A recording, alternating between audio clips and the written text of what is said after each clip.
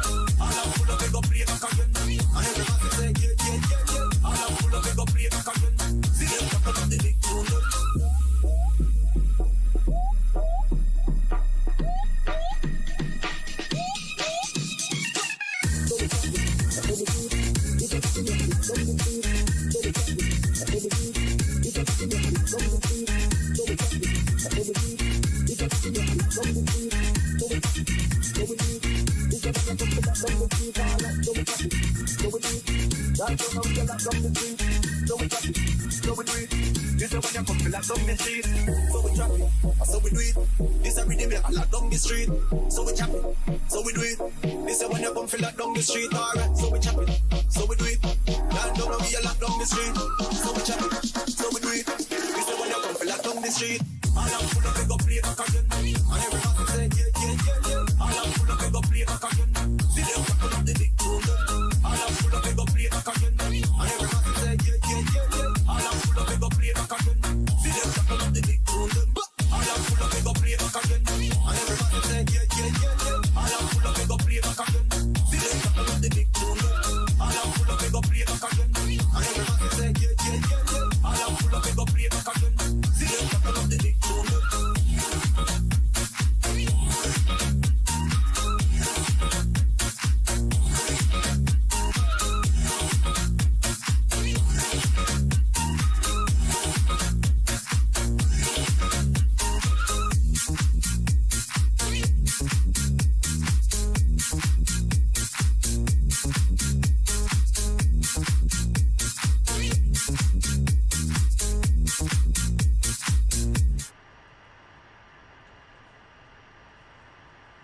Let's see. Hello, check, check, check. Hello, folks. Welcome aboard Flight 5800. We're going to be heading over to Toronto today.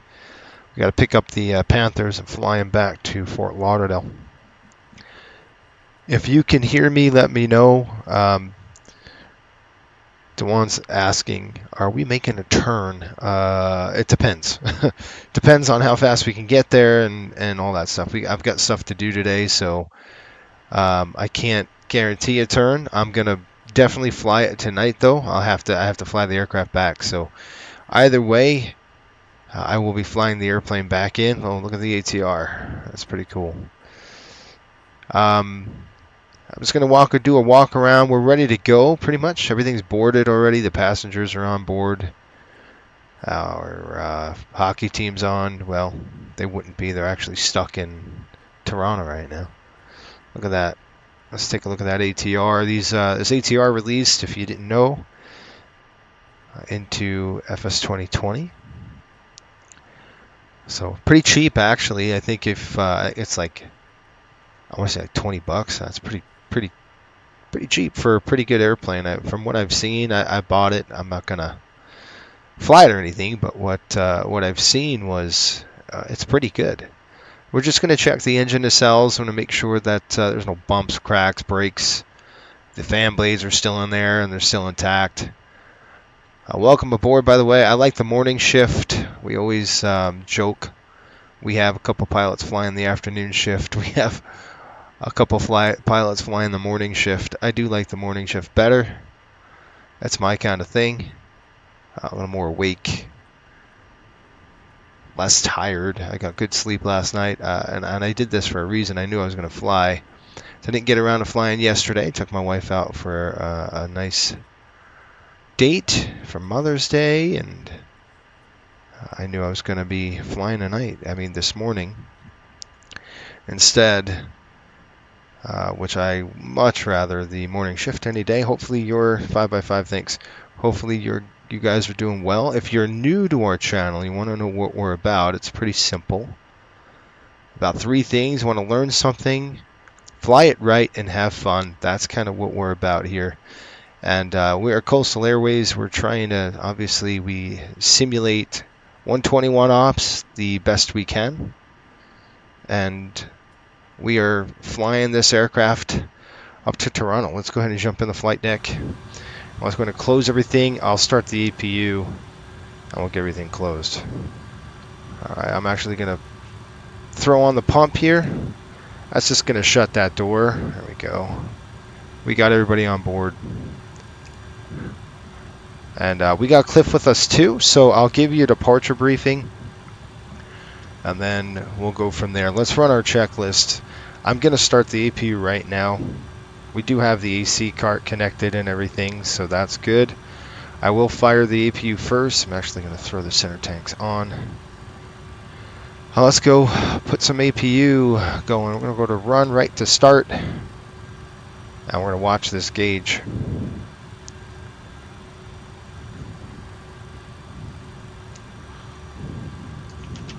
Cool. Let's do our before start or pre-start check, essentially. I'll call up Cliff. We got Cliff with us today, so we'll call him up and see what's going on. You can see how it's starting to rotate, starting to come online. While we wait, let's go ahead and do it. Pre-start check below the line. Covers and pins. Removed. Removed. Aircraft log and documents. Checked on board. Checked on board. Altimeters. Set and checked. Fuel, oil, hydraulic quantities. Checked. Zero fuel weight. Set. TRP. 41 takeoff flex. Stabilizer.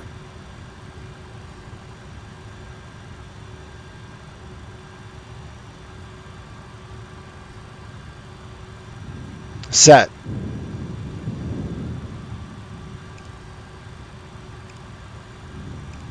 Weird. Set. Set and checked. Flaps takeoff selector.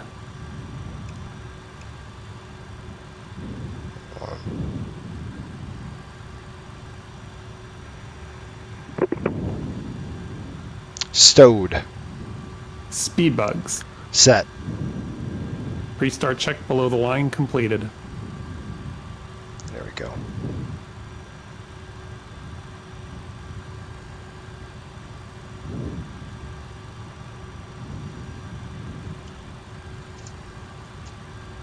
Are you ready for the departure briefing? Go ahead.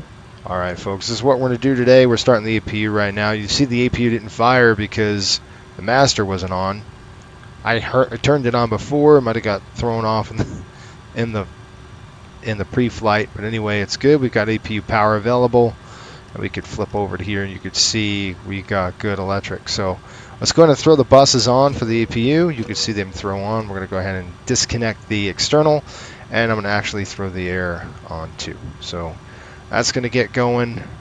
We're going to go to the ground and remove the AC cart. We're also going to move the GPU. Okay, that should disconnect the GPU from the outside of the aircraft, and it doesn't look like it did. So what I'm going to do is tell GSX to remove it. Too small for your aircraft.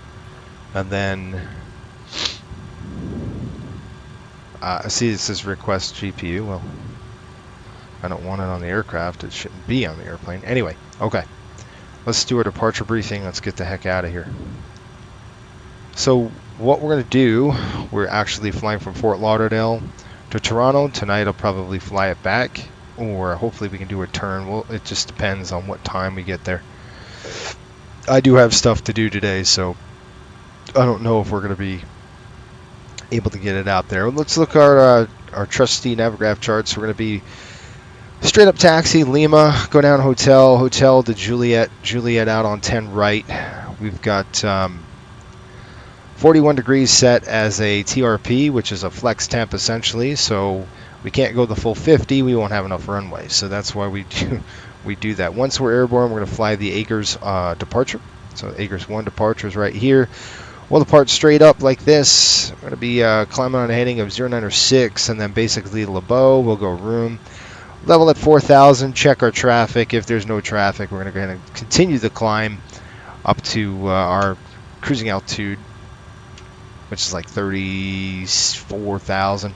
Weather looks great, folks. There's no weather or any issues to be aware of or concerned with. There is some radar up by the northeast Pennsylvania area. It's probably going to get into some bumps, but other than that, we got a high pressure system just sitting here.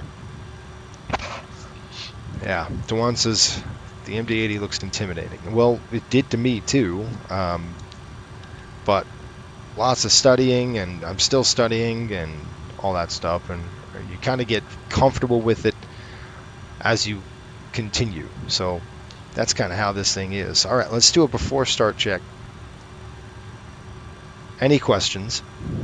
No questions. Before start check. Parking brakes. Set. Doors. Closed. Startup and pushback clearance. Approved.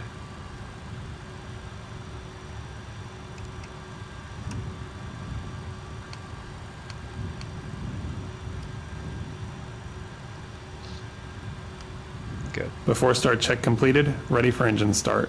All right, we're going to fire number 2 first. I will open the windows and let you listen to some JT8 sounds because they're beautiful.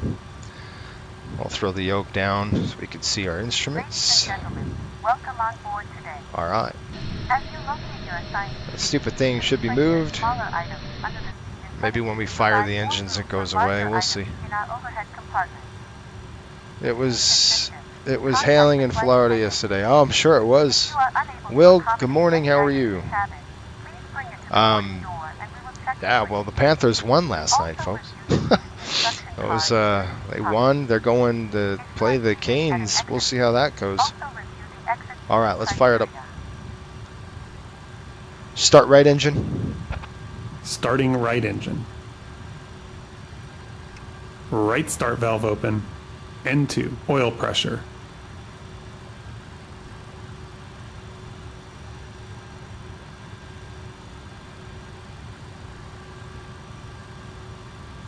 N1.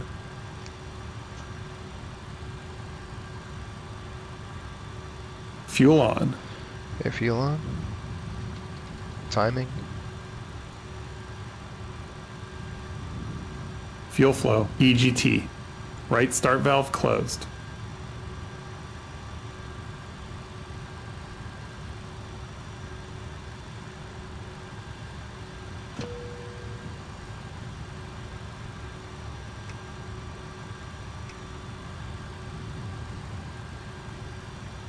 Stabilizing. Stabilized. Lauderdale traffic, JetBlue 1196, lining up on runway 10 left for departure. Lauderdale traffic. Start left engine. Starting left engine. Left start valve open. N2, oil pressure.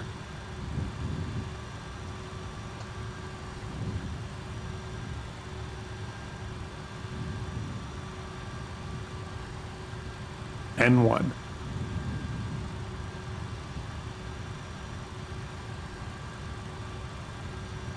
Fuel on. Fuel coming on. There's the light. Fuel flow, EGT. Left start valve closed.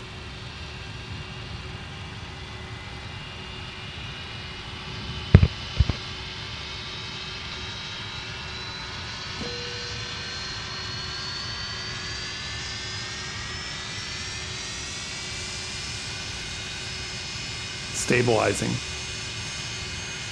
Stabilized. Ladies and gentlemen, welcome on board our flight today. This is the lead flight attendant speaking. Please direct your attention to the cabin crew for important safety information. There is an instruction card in your seat pocket that illustrates the safety equipment on this aircraft. Okay, after start check. Require compliance. Ignition. Off. As well as all crew instructions, flight information Off. signs and functions. Electrical loads. Fasten your seatbelt by inserting the metal tip into the buckle. Tighten by pulling on the belt to release your seatbelt. Lift the metal flap on the buckle. It is our policy that you keep your seatbelt fastened at all times while seated. Doors are clearly marked with exit Checked. signs and instructions for door operation. Air conditioning supply. Auto. Door is equipped with an escape Galley pod. power. Locate the On. exit nearest you. Ice protection panel. Set. Off. Off. Pneumatic crossfeed valve levers. Closed. Flight controls. A panel will open an oxygen mask for you. Remain seated with your seatbelt fastened. Checked. Pull a mask towards you to start the flow Set of and checked. oxygen. Hydraulic pumps and pressure. Mask, even though the bag may not inflate. Cover your nose and mouth with the mask. Place Checked. your elastic band around your head and Annunciator touch by panel. pulling on the Checked. Secure Ground your own equipment. mask before Removed. assisting others. All clear signal. Bottom cushion is Received. as a flotation device. Flaps, slats. Pull up and remove the cushion. Set Upon checked. exiting the aircraft, After start check completed. place your arms around the cushion and hold on to the strap located on the back. This is a non-smoking flight. Smoking is not permitted in the cabin or laboratory. Cabin lights will now be turned off. Leading light buttons are located above your seat. Thank you for your attention. All right, folks. We got a good check here. We got a good airplane. Looks like we're gonna go ahead and taxi out right now. The question was, does the MD-80, could the MD-80 make it to Lauderdale? From Fort Lauderdale? Yeah, absolutely.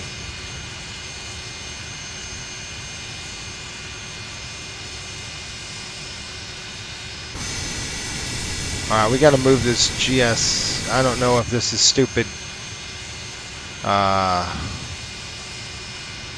If this is FSA, this is the stupid deal going on, but they've got to get away. They've got to get out of there. Ground services. Let's take a look at power. Alright, whatever. We're gonna go ahead and taxi. Maybe they move. Let's do a taxi check. Before taxi check. Taxi check. Fuel heat. Off. flaps and slats, Set and checked. beeper bugs and TRP, 41 takeoff flex. Takeoff flex. takeoff speeds, No changes. takeoff briefing, Performed. ATC flight guidance systems and nav aids, Set and checked. Set and checked. FMS, Pre-flight completed. APU air and master switch, Both off. brake temperature and pressure, Checked. taxi check completed. We're cleared on the left. We are clear on the right.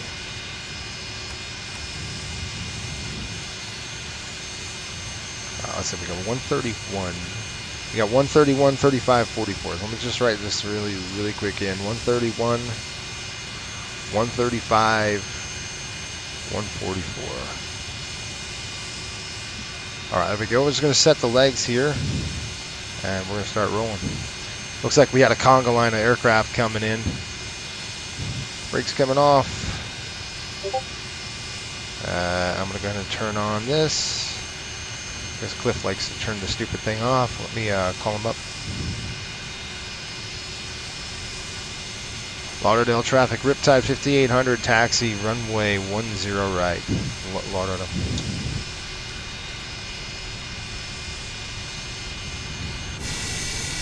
We're running that guy over. That's fine by me. He's not getting out of the way. We'll throw on our taxi light. You can listen to those engines.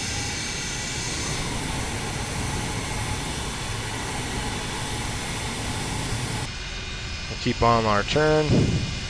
Draw our lights to dim. There's a JetBlue aircraft right there. Alright, here we go.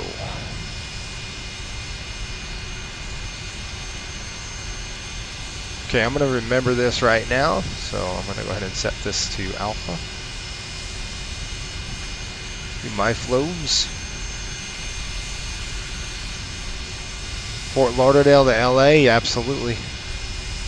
The MD-80 has the range, it could do it.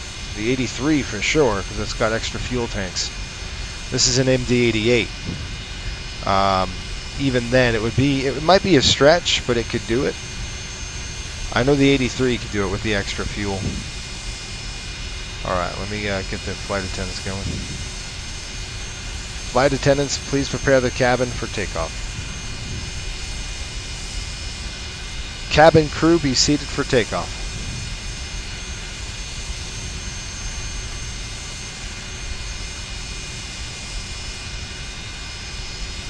Lineup check. Cabin, Secured. windows,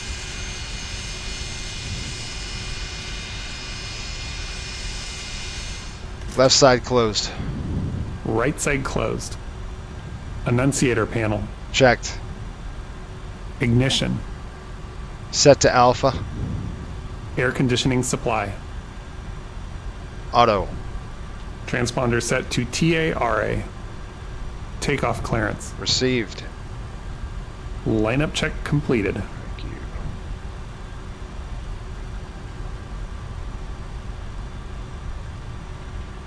Ready. Alright, here we go. Looks good. I'm just going to have to stop the aircraft for a minute. We'll do our checks really quick, get our lights on, and then we're going to get going here. Let me set the brakes because this airplane's light, and it'll just go on its own. Okay, we're going to bring up the EPRS to about 1.4 when we do that. Once we blast off, we're going to go ahead and do about 400 feet. We're armed in navigation. Or we can go ahead and select, and I'll do nav. At 1,500 feet, we'll select climb power. From there, we'll go 3,000 feet. We'll go ahead and kind of clean it up. We're going to fly it normally and manually until we get to a good altitude, and then we could change it up. We'll go autopilot. Just want to check everything, make sure it's good to go. Nobody's on final. Alright, let's go. Lauderdale traffic, Riptide 5800, taking runway 10 right. Brakes off, let's go. Lights coming on. Hello, Marco. How are you? I love the MD-80. SS, good morning. Welcome aboard, folks. If you're new to the channel, make sure you hit that subscribe button. It really helps us out. If you want to actually be a pilot for us, we're actually hiring. So we're taking about 8 pilots right now. So go ahead and look at flycoastalairways.com. Hopefully you have the hours and stuff that you need. Let's go get some cameras on for you. How's that? Come on, airplane. Let's go.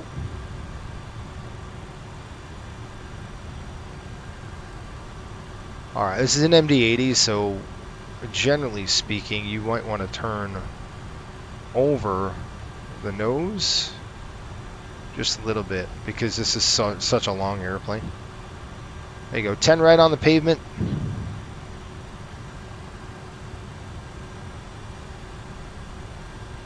Alright, I'm going to be quiet on the departure here because I'm going to need Cliff to help me out.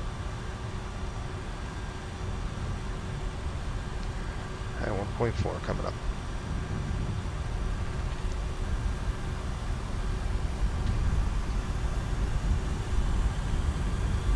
I'll throw one. Takeoff thrust set. Clear. 80 knots, cross check.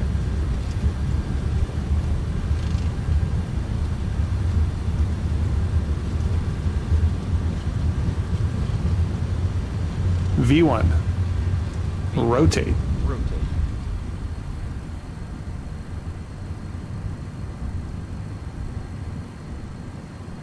Positive rate. Gear up. Positive rate.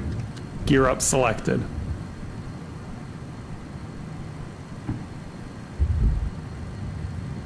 Gear up. Lights out. Arm navigation. Navigation is armed.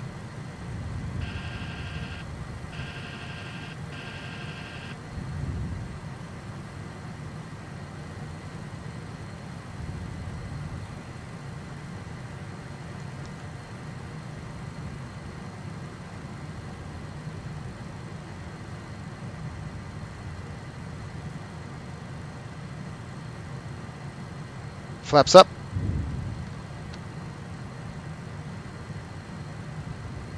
Set climb thrust.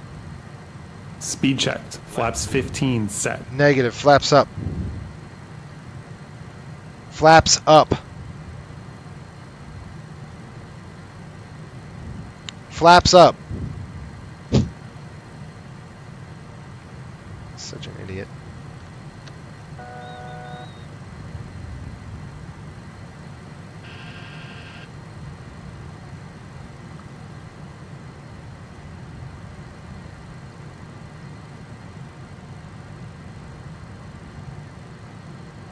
Slats retract.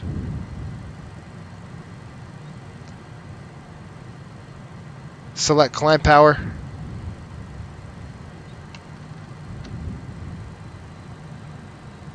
Slats retracted.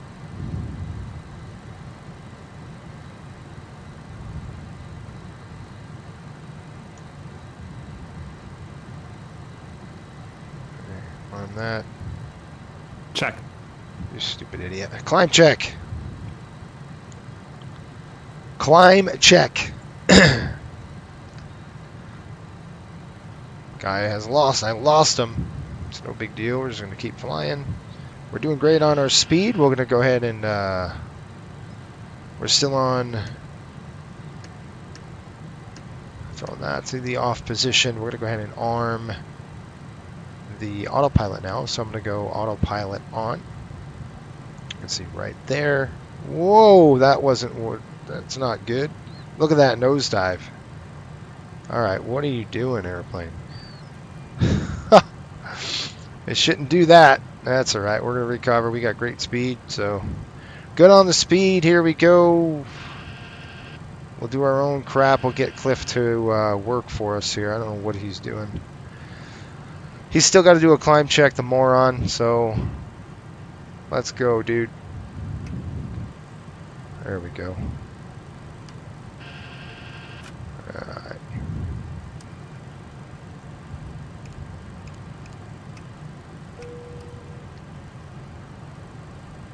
throw that to off. All right, we're looking good now. All right, stable.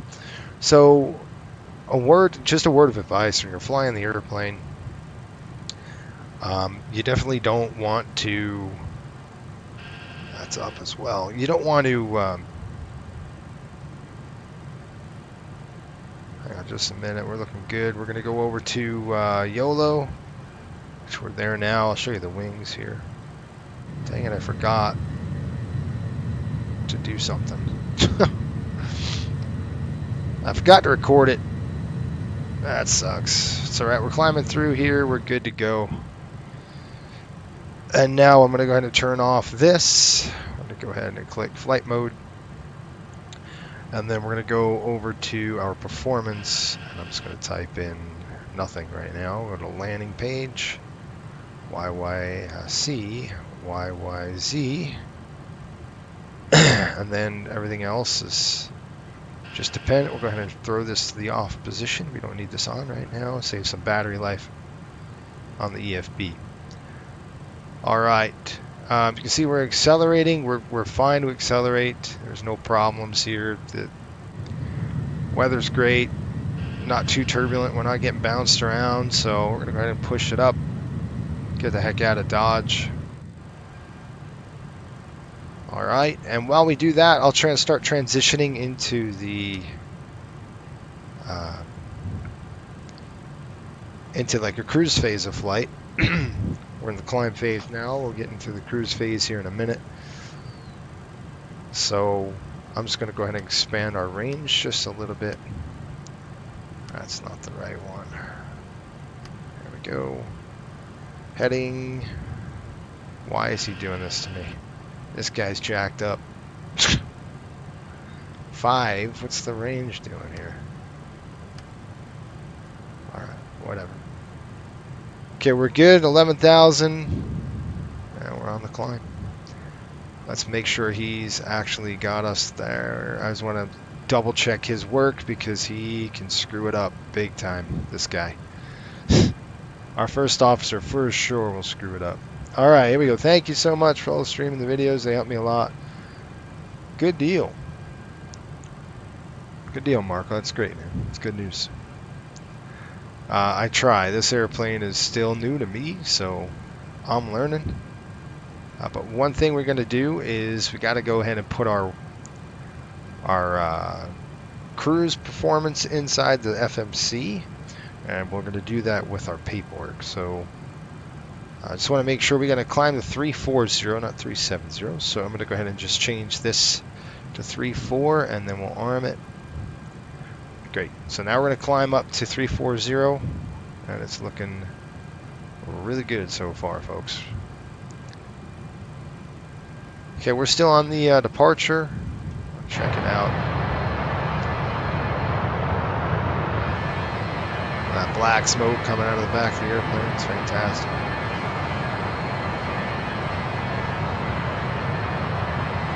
Alright, she's a beaut, Clark.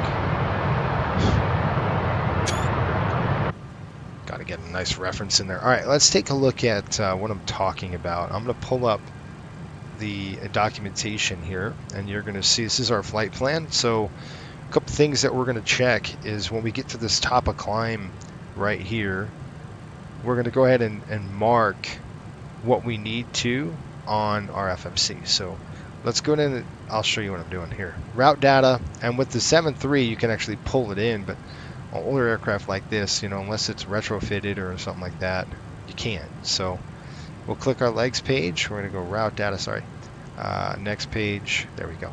So the Deucin is where we're going to start. We're looking at, we've got 79 at 26. So, you know, 86, we're fine. Even that 18 is fine. So, so I'm just going to go ahead and put check marks next to the next to our waypoints that we don't need to do. So I'm just going to throw Deucin check mark, Avpin check mark, Femon is 86 at 18. We're looking at 74.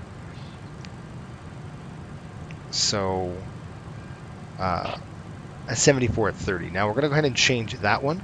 and that's going to be the Femon right here. So we're going to make sure that's checked.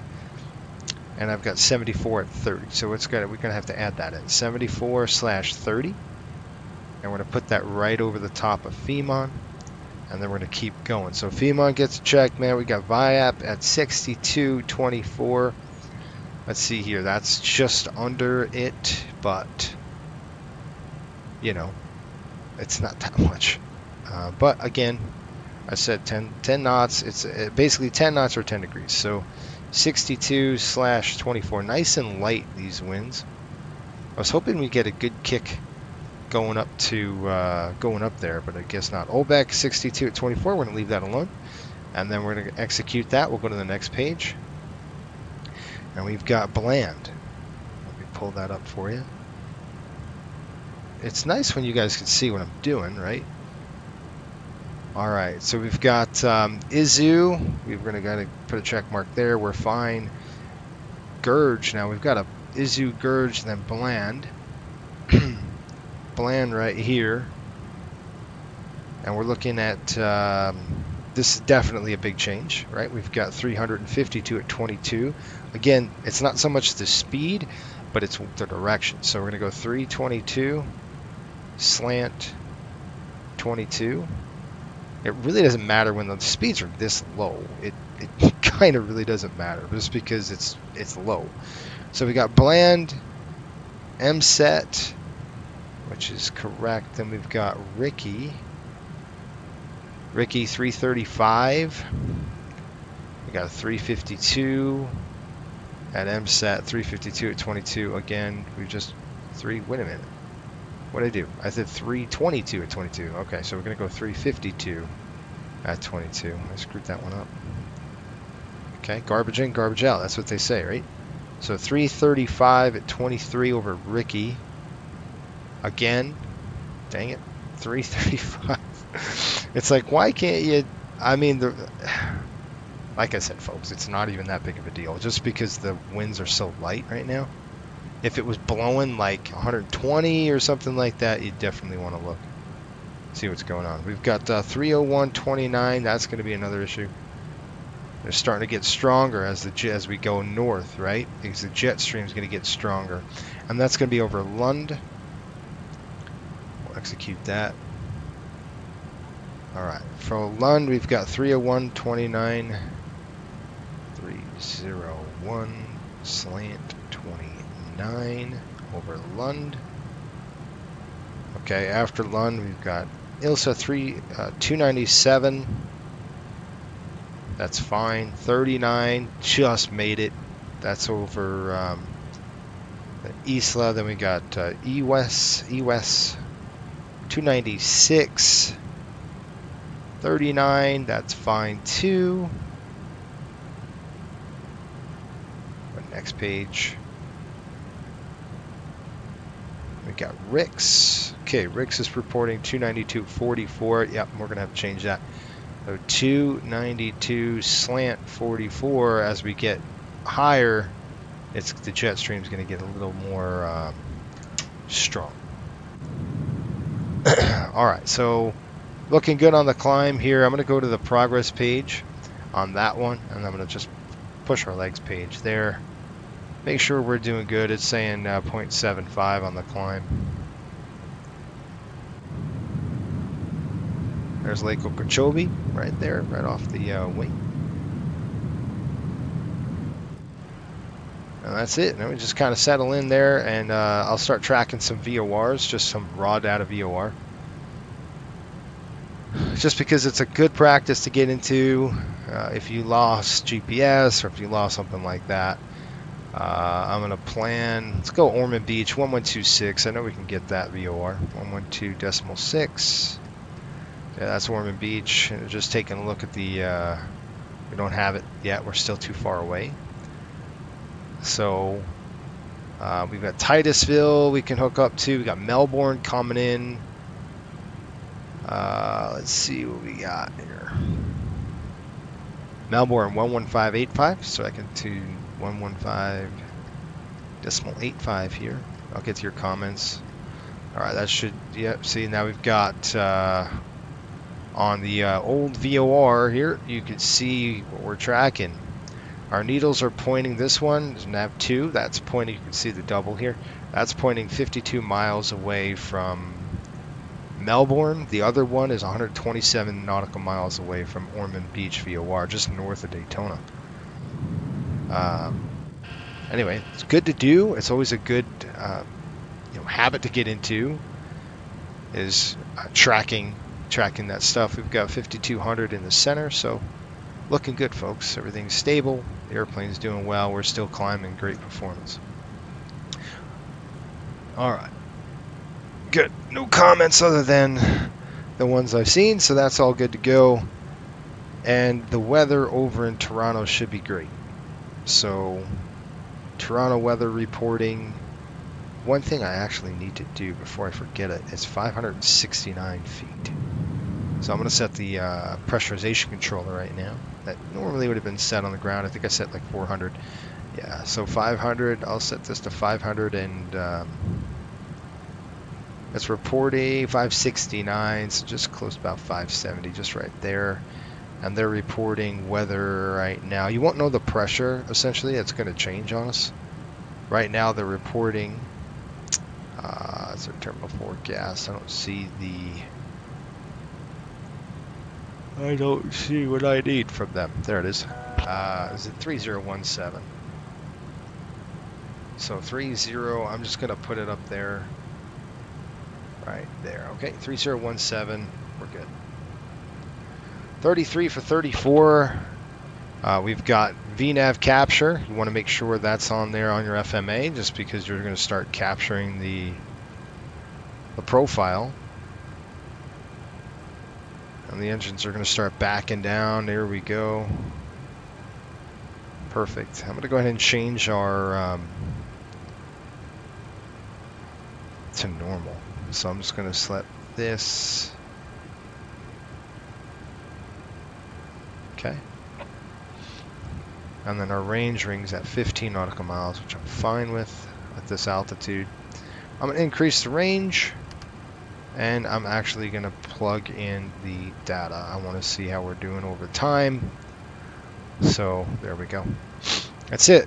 240. It's nice and smooth. We're going to turn off the seatbelt sign.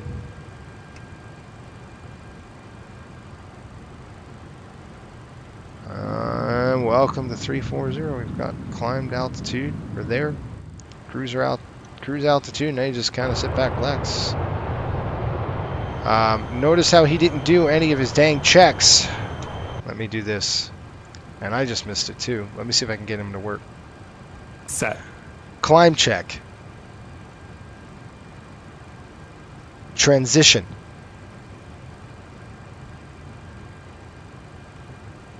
Okay. Transition now.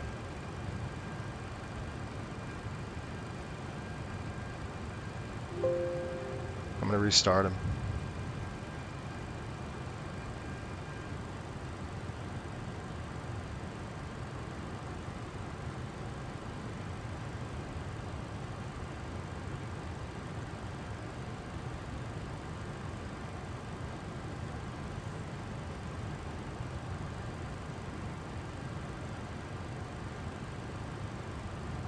Let's see if he reset. Let's see.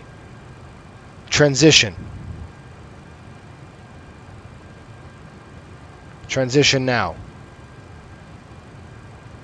Nope. Alright, I'm going to shut it down. I'm going to do the climb check right now. Alright, so this is going to be off. That's off. Antical lights, that's good. The cells are off.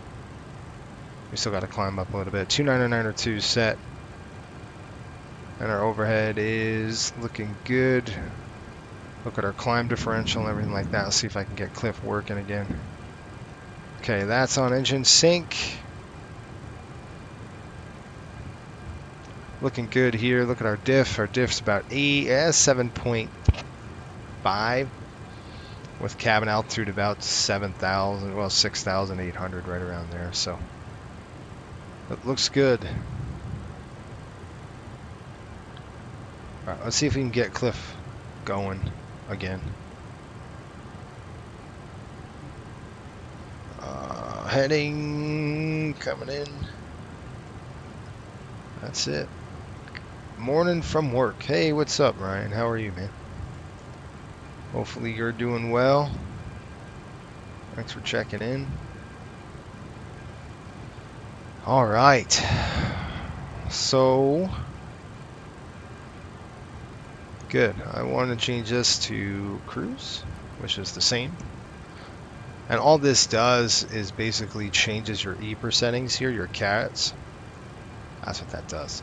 So, you know, if I flip go around, look, you can see how the bugs change. So if I go cruise, and you do not want to go over this. This is an MD-80, right? So you're looking at JT8s here. And those engines are, you know, you start messing around with a JT8, it's going to blow on you. You'll flame them out, you'll compressor stall them. They're not very forgiving, so you gotta goose them. All right, let me see if I can get him working. Did he turn my mode C off? What is he doing? Okay, that's weird. For some reason, I looked at VPilot and I'm like, well, why am I not squawking mode C? It should be. Alright, let me go ahead and try to open him up one more time. Let's see if I can get him to work. Running on 3 hours of sleep, that's not good.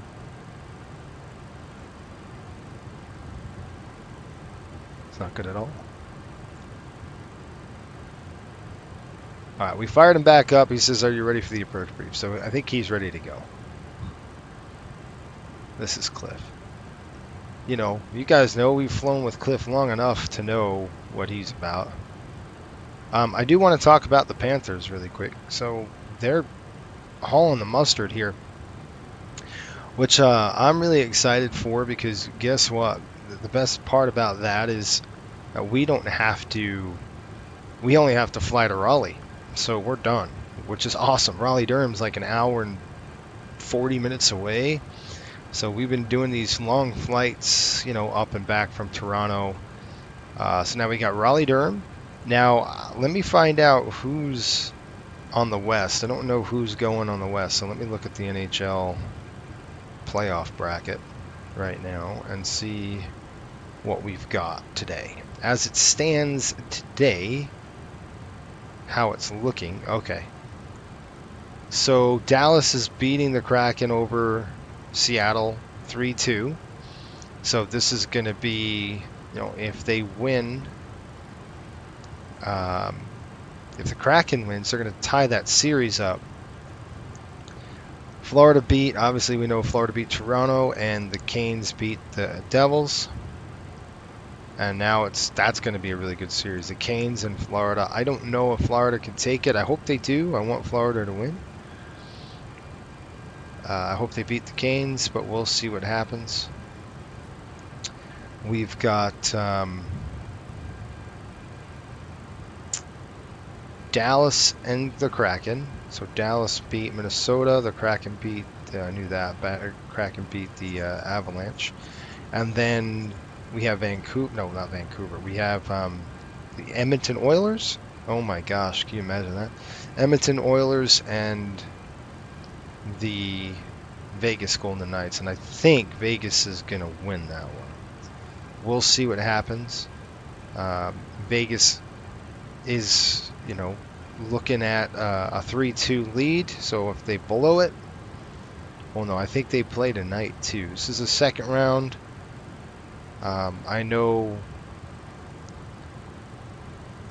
conference finals are coming up, and that's going to be a good one. So it's going to be interesting. Like I said, we're going to have to fly to Raleigh-Durham. That's coming up. So we'll fly to Raleigh, and then that's it. That'll be nice. Right? Raleigh's a fun airport. Ryan says my FO never turns the strobes on. I'm like, hello, your lights. I know the pain. Yeah, Cliff really screws it up a lot of the times. 0.75s. I just want to make sure our cruise speed is where we need to be. 0.76. I do want to bump that up. So You can see it says 0.75 on there, so we're going to try to get that bumping up a little bit more. Where the heck are we? We're reducing right now, so if we go to cruise, I'm just going to do a blanket. Let's go 0.76, brother. Let's get up there. Let's go. Execute it. Here come the throttles. Here come the fuel. Fuel's going to burn out of this thing. We're just bumping it up. It's a slow cruise speed, the MD-80. Doesn't have a great cruise speed. I mean, it could, but you know, if you bring it up to point like 8, 9 or something, you're gonna burn a lot of fuel. All right, we're just gonna climb 0.76, give us a little bit of push to get us going, and then Ryan says, "Oh, my FO turns off the logo lights after I turn it on." Yep. Like, oh no, folks need to see us. I don't know about you, your FO, but I like to promote the airline, especially at night. Yeah, exactly right. Raleigh's a fun airport. This is a good airport. We're actually flying out of Raleigh-Durham with our CRJ now. We've done coastal connection, so we've got a couple flights with coastal connection going on with the CRJ-700. We have 2 aircraft that we just purchased. Eventually, we just passed, by the way, we passed, the heck were we, guys? Melbourne. Traffic at 787, clear for the Melbourne's behind us, about 37 miles. We got about 42 miles to go for Ormond Beach. So we'll get to Ormond and then all that. And then we will show the descent. I will have to record that. East Coast airports I tend less frequent because of the flight time and winds. Yeah, exactly. Of course. You know, you're over in Denver and you're going to have to fly East Coast. It's like a full day to get out to the east. Totally understand that. Which is nice. So we're either going to be flying to Seattle. Let's say Seattle wins, right? And Florida wins for the Stanley Cup Finals. We'll be flying to Seattle. And we'll be swapping aircraft. We'll go on the MD-83. And then we'll dump the MD-88 for somebody else to use in our charter ops. We have to fly 2 soccer. I think we fly 2 soccer teams. So these we have 3 pilots now that are certified to fly the MD-80, which is nice. I think Nate just got his certification, so he could fly the MD-80 now. I think he's going to take a couple trips, which is going to help us out in the charter department. Keeps us busy, I can tell you. Anyway, we are hiring, so if you're interested, you got to at least have 200 hours on VATSIM. And then if you go to flycoastalairways.com and you want to apply, you got to do something. You got to write something in there. It's like you got to sell yourself. That's essentially your resume. You're competing against 50 other people. I mean, we've got a list, a backlog, so to speak. And you're competing against, experienced folks, but that doesn't mean dissuade anybody from getting their application in. So if you want to do that, just what I'm saying is write something in there to sell yourself. Don't just say I got 200 hours of VATSIM. I'm not, that if you put that in there, chances are we're not going to give you a call back. It's just because the screening process takes a while.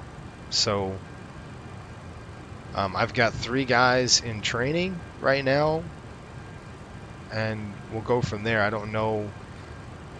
There's strict dates to hit with training because of that backlog. So 6 months is over. That's the end of it, right? So if they're not done with their training, that's it. There's nothing we could do at that point. They're out of the program. So you have 6 months to do this total, and if you don't get it done, I think they only have 2 months left. So it's cranking down on them, those 3 people, and it's not hard. It's just time consuming, right? That's it. You got to dedicate the time, the effort to do it. So it could be done in 2 months. I've seen it done in 2 months, but that was, one of our pilots flying a lot to get that done. So it can be done, and that's what it's about. That's what Coastal Airways is about. We have a very special group. If you get through training, you're one of us essentially, and kind of probation when you're in training. It could take 6 months. That's why we don't open the doors for everyone. It's not that kind of a group. So it's not elite. I'm not going to say that, but it is very specialized. Is the word, right? There's a certain person we're looking for, and that's what this training does, right? It tells us who wants it and who doesn't. That's basically what that does. That's why it's so long. That's why it's a grueling process. And not only that, like we just had one of our pilots upgrade into captain. He was an FO. He upgraded into captain seat now, which comes with a promotion. He gets more money. Again, training.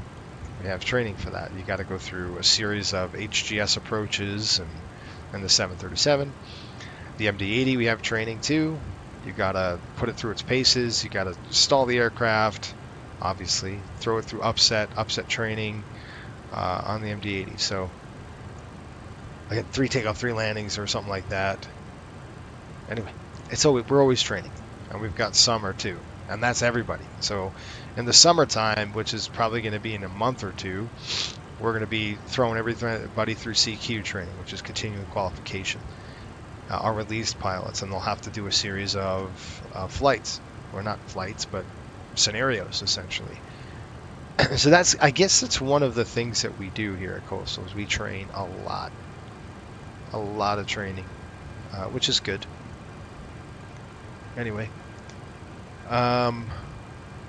Ryan says, I'd like to do East Coast stops. However, I noticed that either LA or New York, we get a situation where so many are on, and then you get understaffed airspace and center controllers who do everything. Yeah, exactly. I like a busy airspace, but when we get folks who step on each other or complete ignorance of the rules, or just too many, the experience is stressful or less enjoyable. I love it when it's exactly.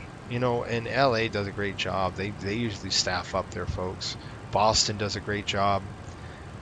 But you're right. It could get hectic, especially for those center controllers who have to do everything, right?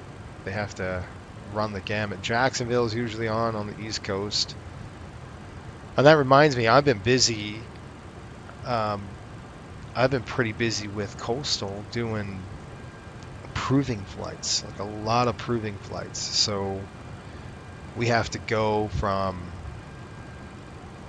I've got, how many airplanes do I have left? I've got, let's see here, a 700 to get through. I got the CRJ is almost done. I've got 1 more flight to complete, 2 more flights to complete the CRJ. And then I can get that and push that out to the field. And again, there's going to be training with that. So you'll have to get essentially a type rating on that aircraft. Same with the MD-80. MD-80, to qualify to fly charters, you got to have at least 100 hours with us.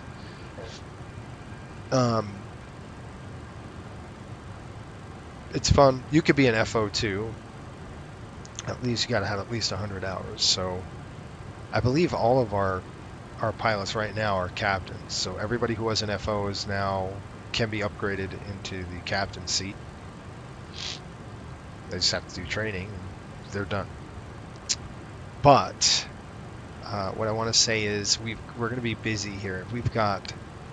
So the CRJ, I think I'm going to get done this week, so I can get that pushed out to the folks, to our crew, and then once that's done, we only got 2 aircraft, but I'm setting it up for the future. So, and it's a fun airplane to fly. I really like it. Really short leg segments are shorter. But once we're done with that, we've got 1 more 600 to knock out, which I'm going to do. It's going to be taken off out of Miami. Once that's done, it's probably going to be a 2-day schedule on that 600.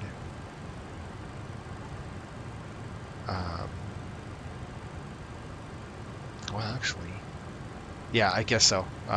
We'll knock out that 600, and then we've got, let's see here, 3 800s to work on. And I've got 2 of which are going to be going from Indianapolis, Salt Lake City. So we're going to be starting to go out west. We'll go to Salt Lake from Indy. That's a long flight, and back. That's, you know, not too bad.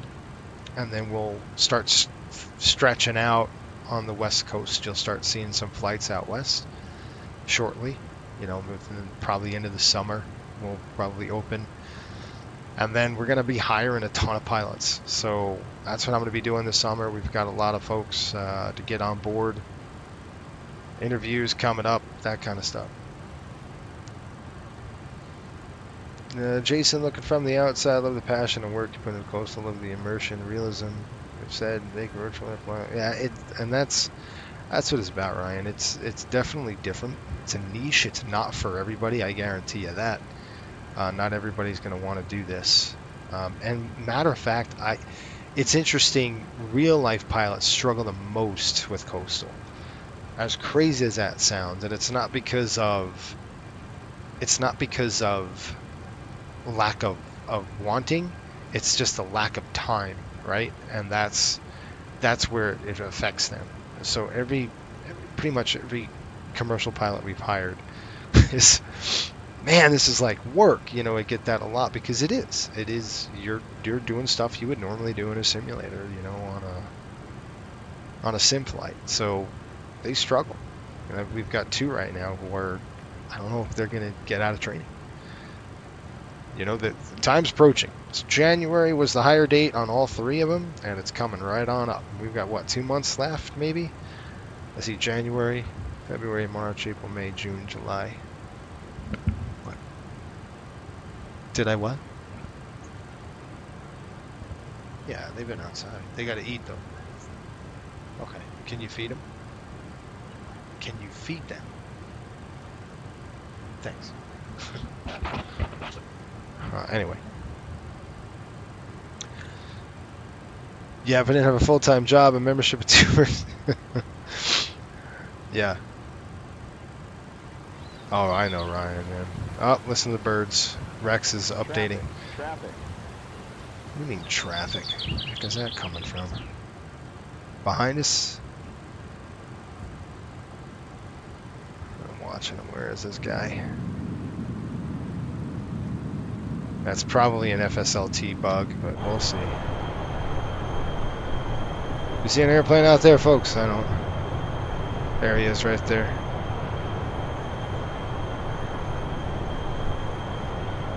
Okay, we're just in Florida still.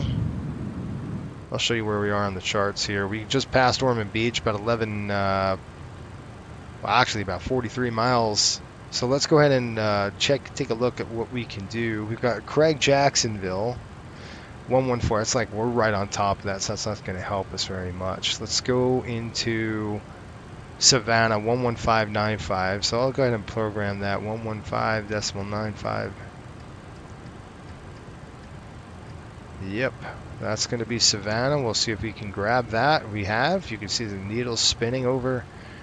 And that's going to be about 126 miles away from Savannah, Georgia. And then we're going to flip to Craig, 1145. That'll help us with the back end. Now, I know you're saying, why are you doing all this? This is a good practice to do. If you lose, you know, if you lose something, you can go, oh, I know exactly where we are. You know, we've got Savannah, 120 miles. We've got Craig VOR about 17 miles away on our left side. And again, you could look over here, you can see the coastline of Florida. This is going to be essentially, let me plug in my, open my charts for you and show you. Alright, so I'm just going to back this thing out a little bit.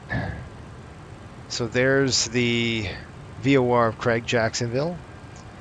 And we just passed St. Augustine's behind us, so we've got coming through this area. This looks like a Looks like 3,000 to 17 or 18,000 feet here. This is probably Jax. This is Jacksonville Executive. There's the Air Force Base there. Cecil. You see there's Jacksonville International right there. So you can see we're coming through this. This looks like a cool, what is this? This is a, yeah, Admiral David. This is going to be a military base. A lot of those around.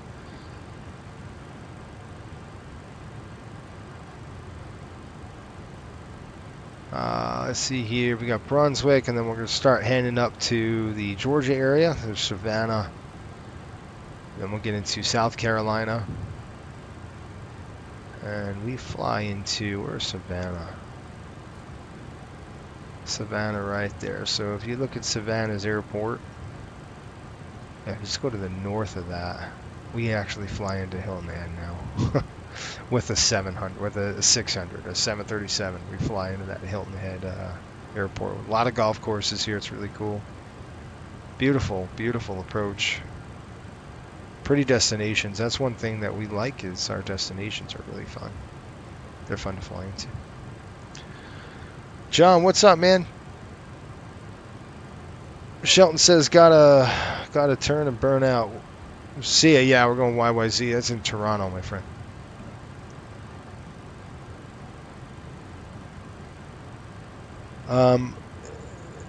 Plus I have a hard time remembering the 2 SOPs, trying to learn a third. Yeah, don't rhyme, man. There's no way. I understand that.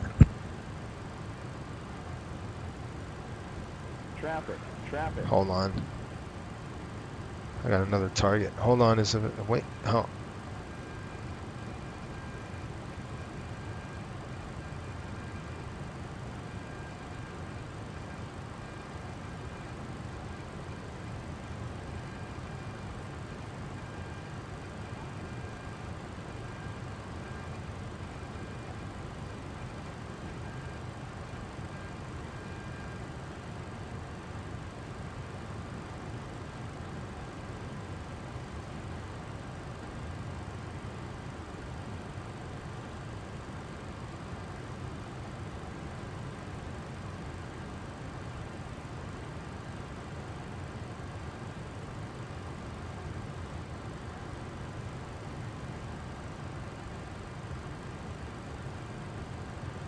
All right. How long is the flight to and from? It's about 4 hours. I think so. I don't know if I'm going to make the turn.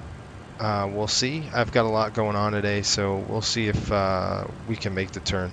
If not, though, I'm definitely going to be flying this afternoon, later tonight. Probably. I don't want to go too late, though, so I'd rather fly at like 4 or 5 if I can do it. Just because... And I'm late, you know, folks. I should have flown this flight on Thursday night, but I'm so flippin' busy. I'm just busy with everything. And it just kind of fell on the wayside. I was like, oh, crap. Matter of fact, I was thinking about texting one of the pilots to say, hey, I need an emergency flight up to Toronto. Could somebody do this for me? But I figured, nah, I can't do that. I don't want to do that to someone because they'll kill me. I know Nate had something scheduled yesterday, and I think John was flying a charter flight last night. So that's it. And John, we were just talking about, and by the way, John, VREF Simmer, if you look on our chat, there's he's got his own channel there. If you look on the YouTube channel, it's VREF Simmer, and he will show you the MD-80 as well. He'll show you coastal ops. From more of a, you know, line perspective. Same with Nate. Nate has a channel as well. What's Nate's channel? I think it's Coastal Nate, something like that. You type that in there. He's got his own channel there too, so that's really neat and fun. And then I'm hoping, like I said, I'm hoping to get another 8 pilots hired. I can't do 8 at once, so I'm going to take 5. I would assume, let's see here, January, February, March, April, May, June, July. Yeah, we're looking at July. That's it. You got 2 months. So in 2 months, I expect this last hiring pool, I don't know if they're going to make it. That's what I'm saying. We've got 3. I don't know. We'll see. And if they don't, that's what I'm saying. Then we want to hire another 8. And then we'll see if those 8, we could probably get 2 or 3 out of that bunch. That'd be great. And I know you're going, oh my gosh, that's crazy. It's what it is, you know, and it's not hard. It's just time consuming. It's a lot of work. I'm not going to lie. And I try telling people that straight up. I'm like, you sure? This is a lot of work. This is not every week you're doing something. And if you miss a date, you got problems. So it's hard. It's not easy. But it's just time. Time. John says, and John, oh, that's another thing. I'm going to jump on Company Box, John, if you want to jump on. Let's see if I can get that going here. I don't know if you can. I know Saturdays are tough for everyone, but I'll go ahead and throw my frequency up here. There we go. I don't know if you can hear that. Hopefully you can.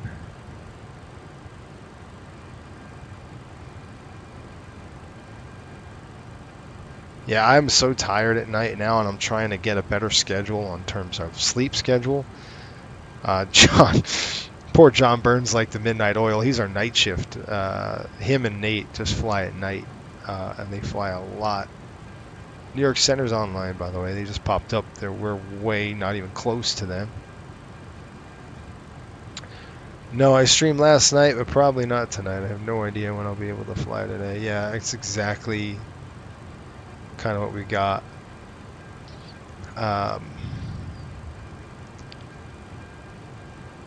Yeah, he's flying Columbus, back from Columbus. That's cool. But I have to say, Ryan, sorry, I have to say anybody who has the time and energy for this should join. Like you said, you learn the airplane, you get rewarded with different kinds of things. Yeah, plus uniform items. That's right. Shelton says, I got the full Patreon subscription yesterday. Oh, that's cool.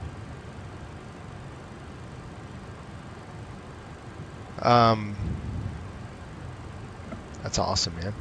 So, hang on.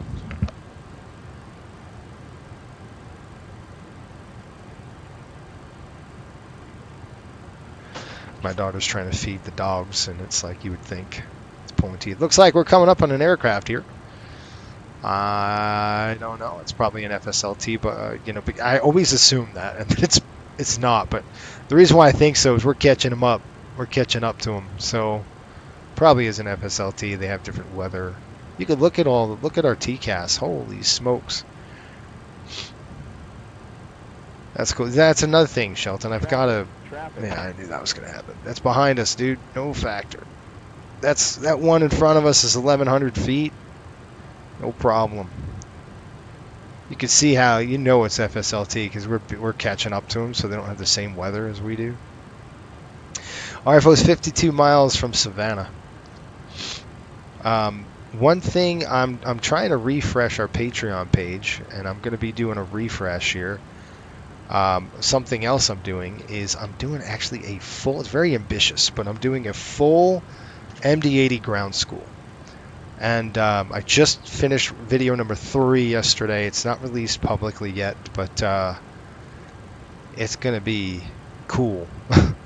So we're doing essentially a ground school. Again, when that's all done, that's going to be part of our training curriculum for the MD-80 upgrade. You're going to have to go through ground school. And then I'll have a whole, like a 730, like we do on the 737, we're going to have the same thing for the MD-80, we're going to have the same thing for the CRJ, and we're going to have the same thing for the 75 when it comes out. So, yeah, ambitious programs we've got here. And then eventually when we get a lot of pilots, we'll probably type lock you. Not right now, we're not going to do it, but we'll probably type lock a few. You know, as we get bigger, and we're not going to get big. I'm just going to be honest. We're probably going to be. Look, we've been in operation a year and a half, maybe a little over a year. We've got 8 pilots. That's it. But those 8 pilots are, you know, they're a dedicated group. And that's cool. And that's really cool. It's not, I don't think it's your normal VA. You get a lot of turnover. You know, people just don't fly or whatever. They just turn. It's, you know, you put 6 months into something. You know, I don't think you're leaving anytime soon. People leave for different reasons. You know, sometimes you know, life constraints or, you know, real life issues take over, and that happens. That's normal. But it's not like your turn rate. It's just always challenging, is what I'm saying. There's not like, you're always going to be challenged here. Always. There's always something to do. There's always some kind of training to go through. It's always something. Which is fun. All right, we're kind of getting that Savannah area, that North Carolina area. And folks, if you like sharks, which I happen to love at coastal, look at that. Look at it. It's like the flight of the bees here. Look at all these airplanes coming over northbound. It's awesome. Look at all those. Look at all the contrails. Everybody's flying northeast. Got one little airplane coming south. That's funny. That's really cool. Anyway, I was talking to Shelton, to get back to you. I was talking about, I got to do a refresh on that, on our Patreon. So I don't know how that looks with the MD-80. I don't know if it's going to be a different tier or not. I've got to kind of think that it's just a lot of work. It's a lot of time. What I don't want to do is say, oh, the MD-80 is available, and there's like 3 videos. So I want to be able to not rush and do the videos when I can, when I have the time. Like I said, 3's done. I mean, I could release some piecemeal like that, but I kind of don't want to do that. I'd rather say, all right, it's all done, and here it is. It's fun watching out, looking out the window. Look at all these airplanes coming up. It's really cool. Anyway, appreciate the support, man. And that's, and all that helps, you know, all that, the support helps a lot. Look at this airplane coming in, doing a turn. I've got to get, somebody asked about flows, and I've got to look at the flows. Wow, that's close. Look at that guy. Whoo! We've got 1,000 feet above us. Nice and close. Just turning over, looks like a zoo. Is Uzo? All right, time-wise, ETA, let's look at our paperwork, and I'll show you at, I'm going to do a burn check over a zoo. So right here, we're going to do a burn check. I'll kind of tell you how you can fill this out a little bit if you wanted to keep track on what to do. So we're looking at this right here. This number's 51. Is that John? John, can you hear me?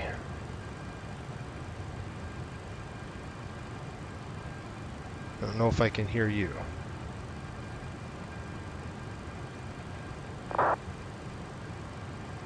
Check.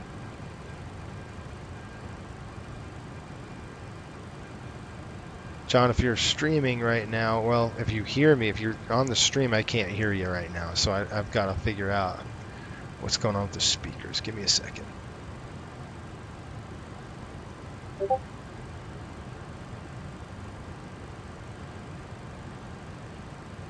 Let's see. Input device. I hear you now. You can hear me? Yeah. Ah, all right. Sorry, man. How are you doing? Oh, doing well. Yeah, just saw you're up flying nice and early. Oh, yeah. You know how we do. You're the morning crew. Check it out. That's awesome. Yeah, and your flight, you had a flight last night, yeah? Yes, I did. Yeah, we were, Nate was on too. He was flying his, the charity flight. Yeah, it looked fun. But yeah, I was busy. I took my wife out for a date. But the weather was, it's going downhill in Columbus when we went. Oh, in. is it? Nice. Oh, You're that's flying. good. That's a good reason. Yeah, You're flying that tonight, yeah? Yeah, I was flying up to Columbus, so yeah, flew Orlando Columbus last night. It's that Orlando SC charter. Then we had already gotten all the planning done, fuel on board, and then the weather just took a serious turn downhill. Had to get more fuel, replan, and sim brief, all that stuff, because we had to add an alternate. Oh man, But yeah. it Well, was there's fun. there's a cold front or something. I mean, there's a high pressure system all pretty much down here in the southern states, but to the north, it's like we've got a low, kind of right over Pittsburgh area. Yeah, that's what you're kind of running into on your end. Yeah, it was especially. So we ended up adding Akron as an alternate because it had pretty good weather. But no, it was fun. Added a little bit more to my stream, and I was like, "Oh, let's go to our briefing." And then the forecast had updated, and it went downhill. Like the ceilings were going to be, closer to 1,000 feet, and previously it was forecast at 3,000 feet. So it's a big change. Yeah, So I had to add the alternate. I hear you. Well, you know what sucks is I guess you're up. So you're heading up to Toronto. You said. Yep. Yeah, Toronto. Can you hear me on the mic? All right.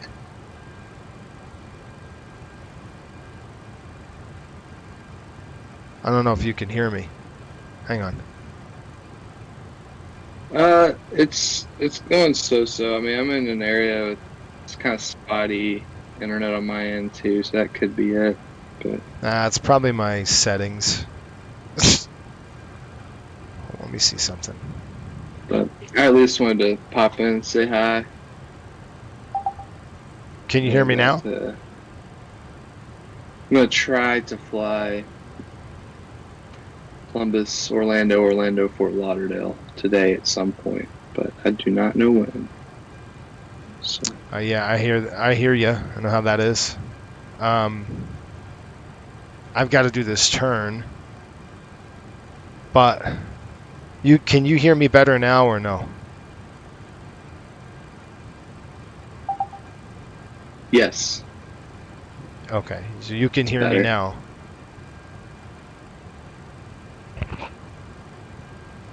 Yeah, it's better now. Yes. Okay. Yes. This flight I was supposed to do this on Thursday, and I just got way behind. So Sean's gonna kill me.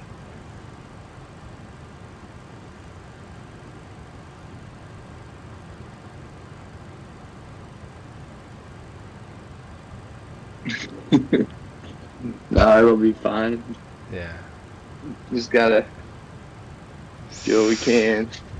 I guess Well, the next round of the tournament's we just have to go to Raleigh.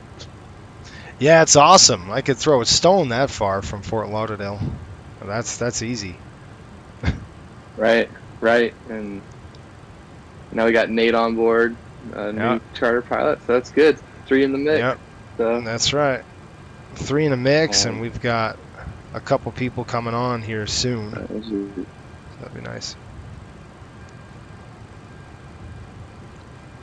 New hires. yeah, awesome, man. Well, I wanted to hop in and say hey, and I hope you have a good flight. I gotta take care of some stuff here on the ground, so. Yes, sir. Hey, thanks for stopping in, John, man. We'll see you. Yep, have a good flight. See you, Jason. Okay, boss. We'll see you later. All right. That's John. He's one of our pilots, VREF Simmer. Go ahead and check his YouTube account out. He often streams later in the day. He streams at night, usually pretty late for now. But he's like our night shift captain at night. And we have Joseph and myself who I love the morning. So if I could get up and fly early morning, I'll do it. All right, let's get I was talking about the flight plan. Let's get a look at that really quick again, and I'll show you. We're just passing this gurge, if you want to call it that. Looks like we passed it already, and that's going to be up there. Let's just see what we've got on our FMC, and I'll kind of show you. We'll do a burn check here. We'll go to legs page. Progress page, you can see gauge 19.7 on the fuel. So what we'll do is look here at this one. It's kind of highlighted in green. Gauge, you can see 19.7. We have 18.6. So I like to write that down here. You could put that on the line or whatever, but 19.7 on the fuel, so we're burning less than forecasted, which is great. That's what you want to do. And then it's giving us an estimated time right now of an hour and 47 minutes to go. We've already flew 57 minutes.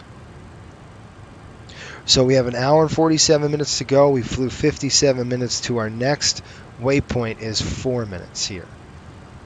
And then we've got 12 minutes coming up. Yeah. All right. Okay. I'm going to, I have to get up for a minute.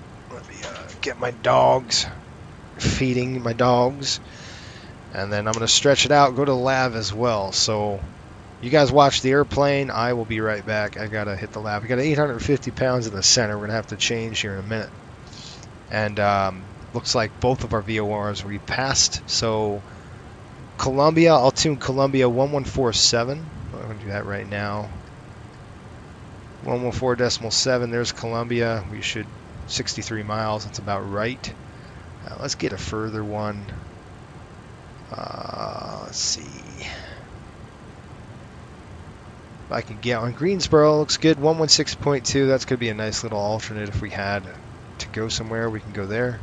We service that airport, so there you go. We're way far away from that one, so we'll hold on that. But we got about 60 miles to go before we get to Columbia VOR, and I'll show you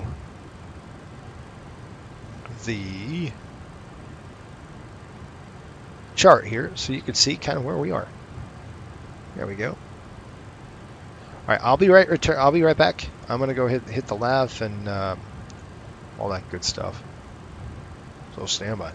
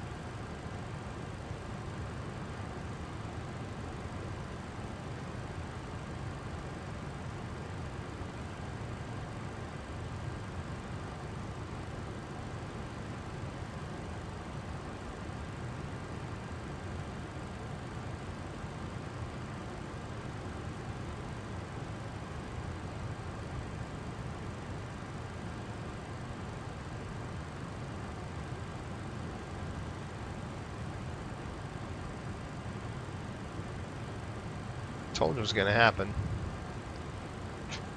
Just got to go ahead and set this to the... Throw those center tanks now. So we're not burning out of the center. Start burning those wing tanks. Alright, that's it. Now what we're going to do is a couple things. Let's take a look at some...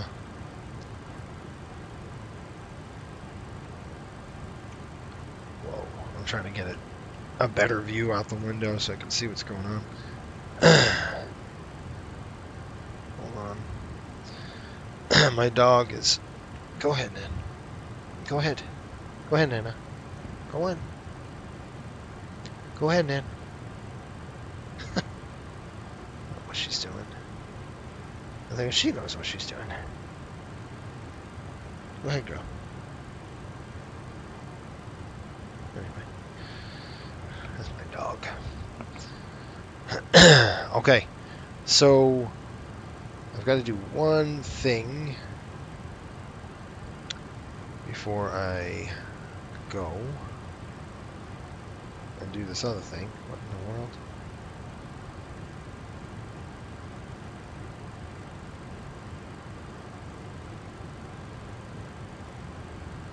I don't know where she put this.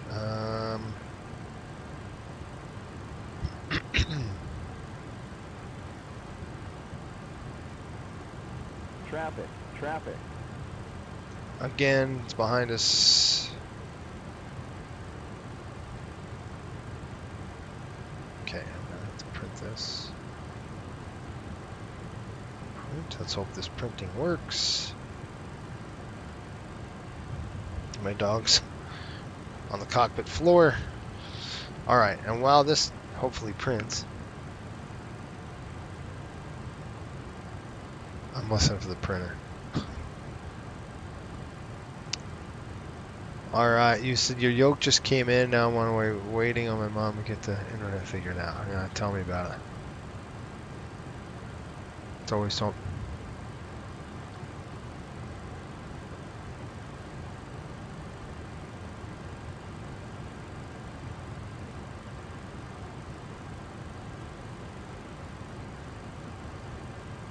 Good, it's printing. Okay, so that's done. Now we're going to do something fun. Well, to me it's fun. To you it's probably not going to be, but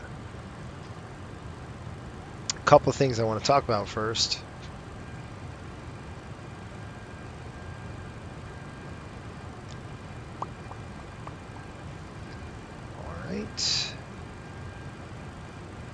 Alright, so Flight Sim Studios just released Houston Hobby Airport for the MSFS. That's really a big deal. So that has been released, so you might want to go ahead and check that out.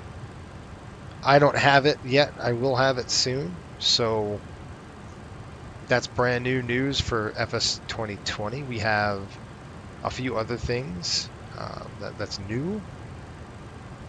We've got working titles releasing avionics updates. So check that out on your FS 2020 as well. Anything else coming in the flight sim world?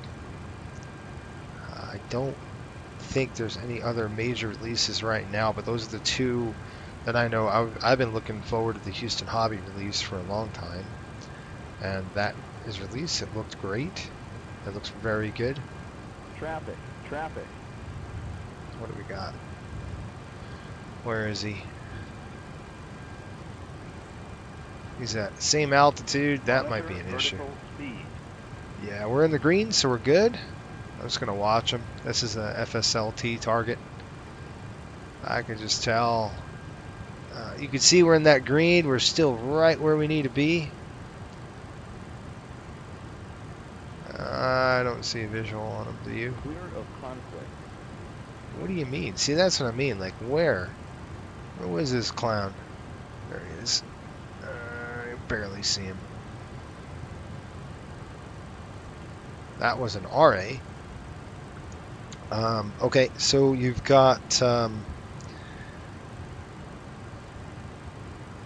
Got a couple of airports releasing. Obviously, the ATR release, that's a big deal. I know Fly-by-Wire is doing an A380X. So for those folks who like the Airbus, there you go.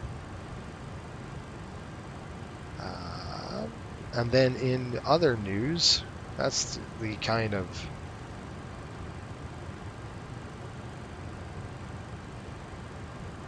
what we got so far in terms of that. And then we're looking at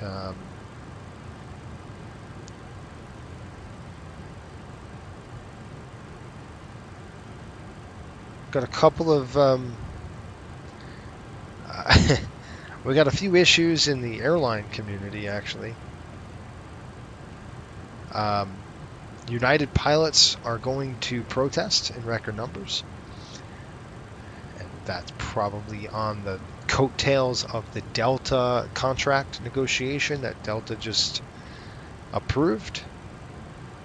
So Delta has given their contract, their employees, new contract for their pilots. Basically setting the stage for other airlines to follow suit, or else. And the or else is coming, right? So I know that American's in hot water. I know United is in hot water now. So yeah, it's not good. They're going to have to do something, and something quick, in order to help the situation out, or else. And the thing is, this is cyclical. So what's going to happen is, and this always happens, where they're going to try to get a contract negotiation done, right? They're going to get a contract in, and guess what's going to happen in the industry? Well, Delta lost money on the first quarter. So did Southwest. Southwest took a major hit. I think it was over $600 million hit. I want to say $700 million in hit in Q1 for Southwest. They just got destroyed, and because of their Christmas meltdown, Southwest got hammered with their finances. A lot of airlines lost money on Q1, even though travel demand's high. Delta lost money from Q1. It's because of their contract. They kind of knew that was going to happen. We all knew it was going to happen. They were going to lose money on Q1 because of their new contract. Now you have an issue with pilots, especially with, this contract. This United group is not happy. Car horns are blowing, trunk horns blaring, Denver Training Center, F-16 flyovers. Traffic. There we go again. It's way behind me, dude. They were protesting a decade-old labor contract.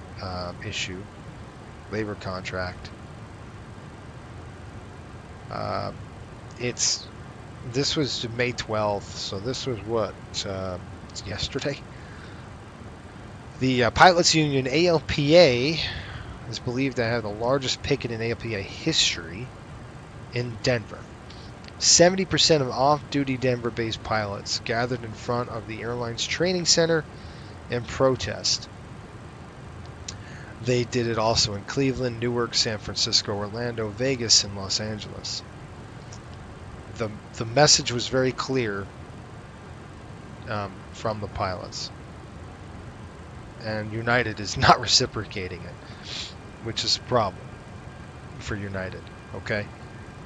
Let's see here. Pilot contracts came amendable 4.5 years ago, per the ALPA Scott Kirby. He said this: the CEO of United insists, per ALPA, sorry. Scott Kirby, which is the CEO of United, insists that the industry standard agreement, similar to one signed by Delta pilots this year, is not manageable at United. Which basically tells you United can't match that level. So what that's going to do, it might force a lot of pilots over to Delta.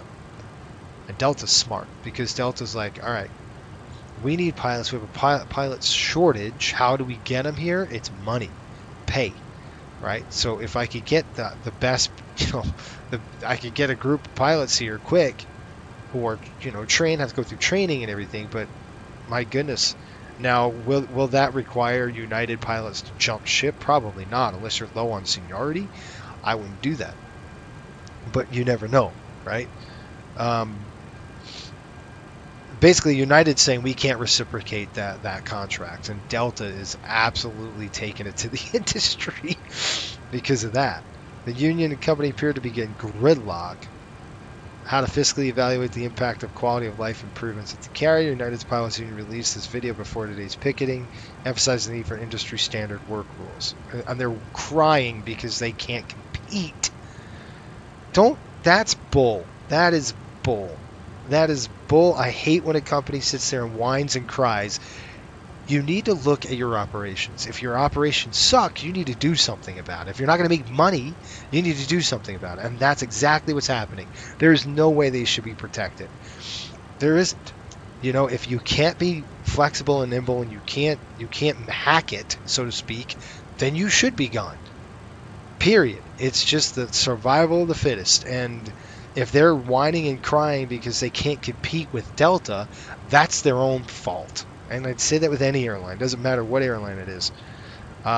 Southwest, mark my words, they'll meet the same fate as they did everybody else. Look at Breeze. Breeze is coming in. They're starting to hammer at their heels. And Southwest's not concerned yet, but they mark my words, they will be when they can't compete. It's like I said, it's cyclical. So United has to be flexible and nimble to compete. Period. Any business does. And this is interesting. So they want, essentially, United is saying they want regulation to regulate the industry, which is an absolute joke. I don't agree with that. That's just a company whining because they can't hack it. Sorry, I'm going to get off my soapbox, but when I read that, I'm like, give me a break, United. Come on now. To figure out your operation. Oh, that's right. You can't make money? Well, that's a problem. You got to figure it out. You got to figure out your operation. You got to get. That's what happens when a company gets too big, too fat. They can't compete. That's it. Anyway, here we go. Negotiations appear to be slowing, with sources saying the company is yet to respond to a union proposal addressing similar items such as sick leave. Meanwhile, per financial reports, United CEO's salary has grown. Now that's a problem. Earning $9.8 million in compensation last year. You want to tick a pilot off? Have the CEO make $9.8 million when they can't even come up with a contract. That's a problem, folks. That's an issue. That's just slapping a face to all of the employees there at United Airlines. And let me tell you something. That's not good. Well, we got to watch that unfold, folks. It's only going to get worse for them, especially when the airline is not willing or not able to cut costs or stuff like that and help them. I knew it, and I knew it was going to happen. Delta came out and did that. I was like, nice. They struck, nice on the strike. Which what I mean is they struck first, right? Delta said, you know what, we're going to give our pilots what they want, and the other airlines better follow. And you're going to have a lot of disgruntled United pilots right now going, you know what? If they're low on seniority and Delta's hiring, why not? Who cares at that point? So you might have a lot of people coming over to Delta. All right.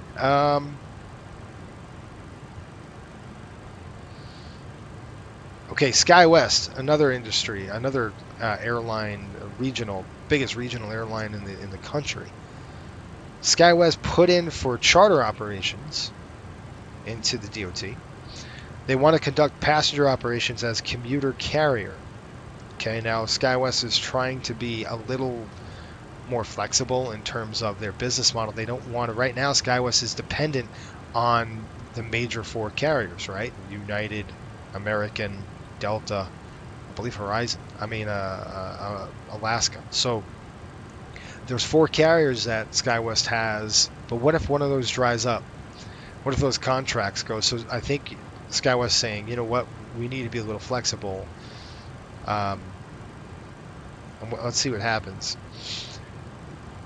SkyWest is saying the Commercial Airline Safety Regulations passed of the Airline Safety Act 2010, which raised the minimum first officer qualification, resulting in 0 fatal commercial crash since the implementation. The family group stated strong opposition to any attempt to work around the existing law, which has been so effective at saving lives. SkyWest is saying would permit the airline to offer scheduled charter flights to certain smaller communities while using first officer pilots with substantially lower qualifications. Now, this is a very interesting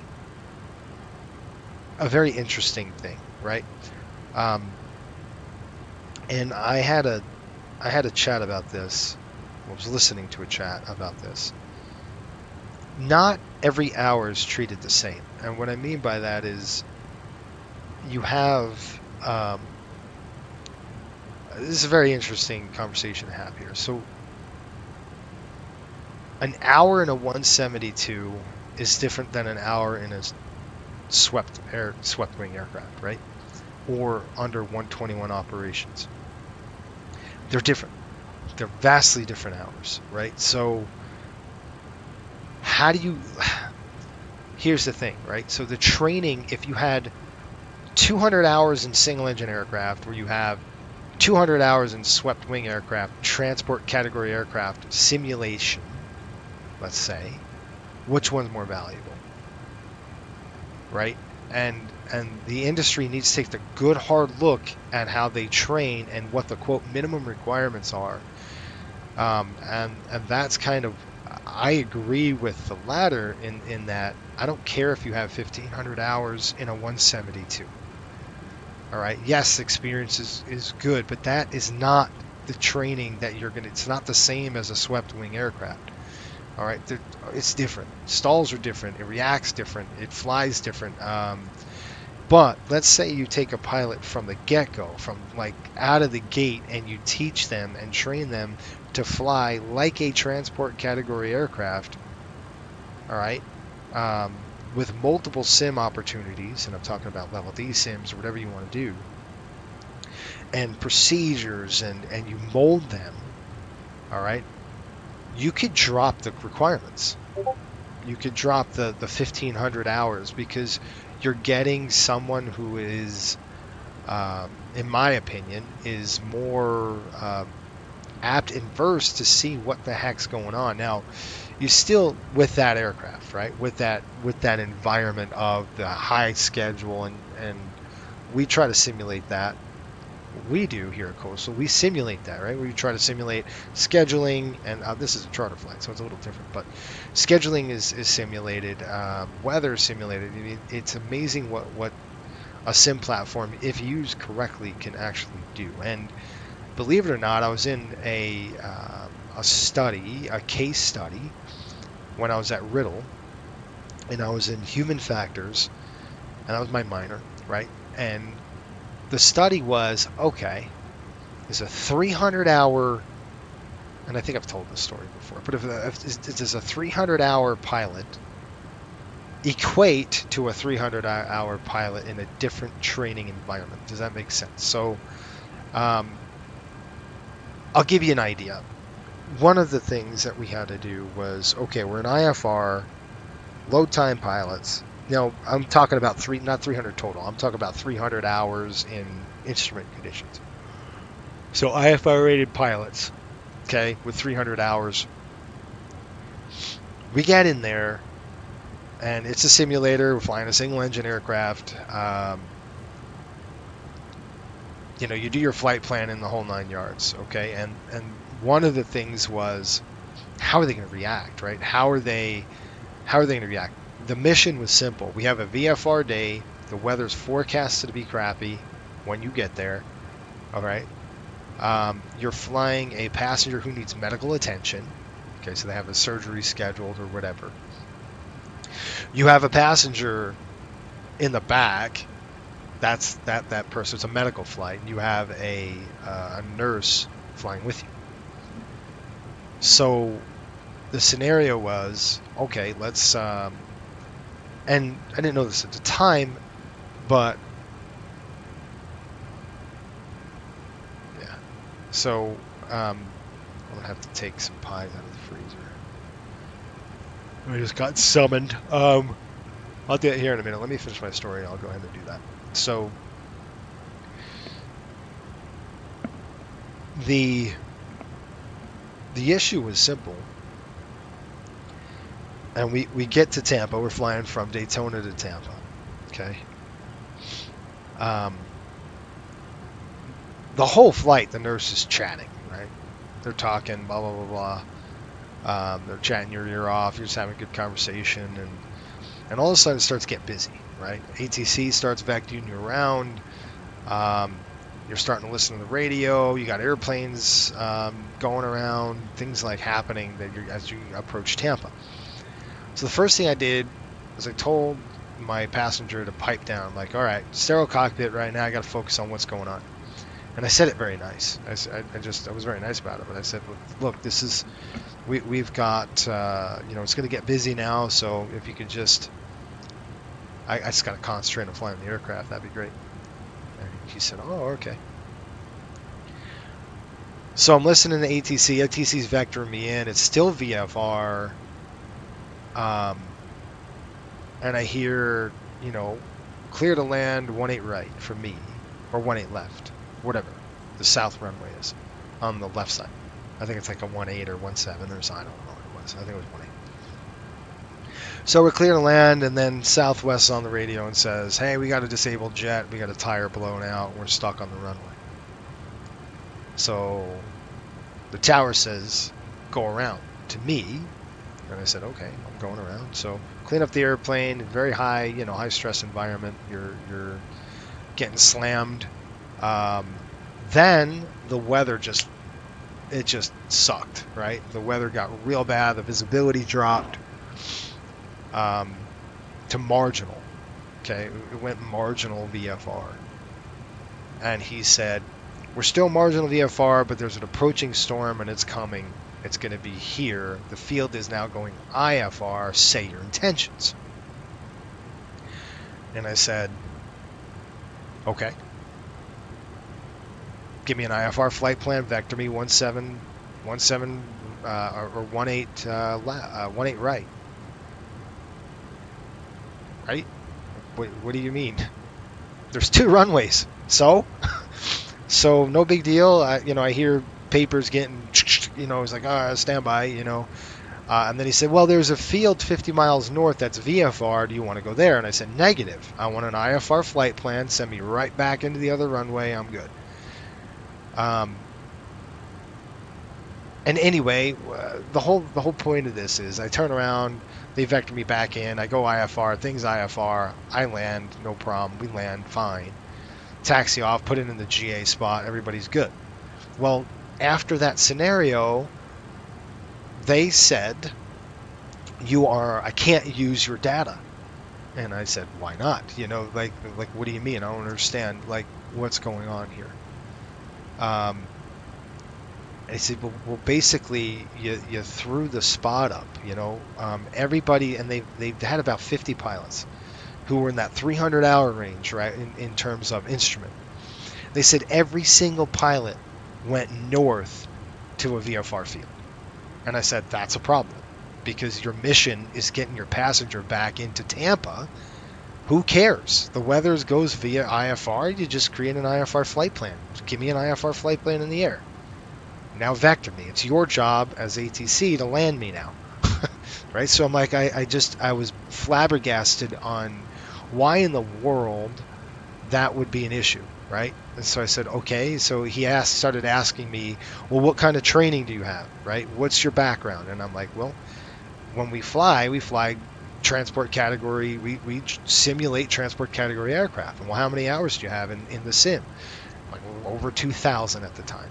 And he's like, yeah, okay. So what I'm trying to say, and what he said, and this is the study, 300 hours just in a Cessna is different than 300 hours in a simulated transport category flying. It's different. You think differently, you act differently, things are different. Which I thought was interesting. And so we ended up, that was his thesis. He was doing a thesis on human factors and why they wouldn't do that. And he said, well, I'm going to use your data as this as okay, this is a different training style that this person's been through. Same school, same flight instructors, but I always flew like a transport category aircraft. Always. Every time I flew, it was like, okay, look at the weather, I got passengers, the whole 9 yards. I made decisions that way. And nobody ever does that, flying a 172. Nobody ever does. So if you could trick your brain into thinking that way, it's mission critical, that's what I mean. And that's what this conversation was all about. That it was like, well, is 300 hours in a 172 different than 300 hours in a 172 with transport style category in mind and in training, right?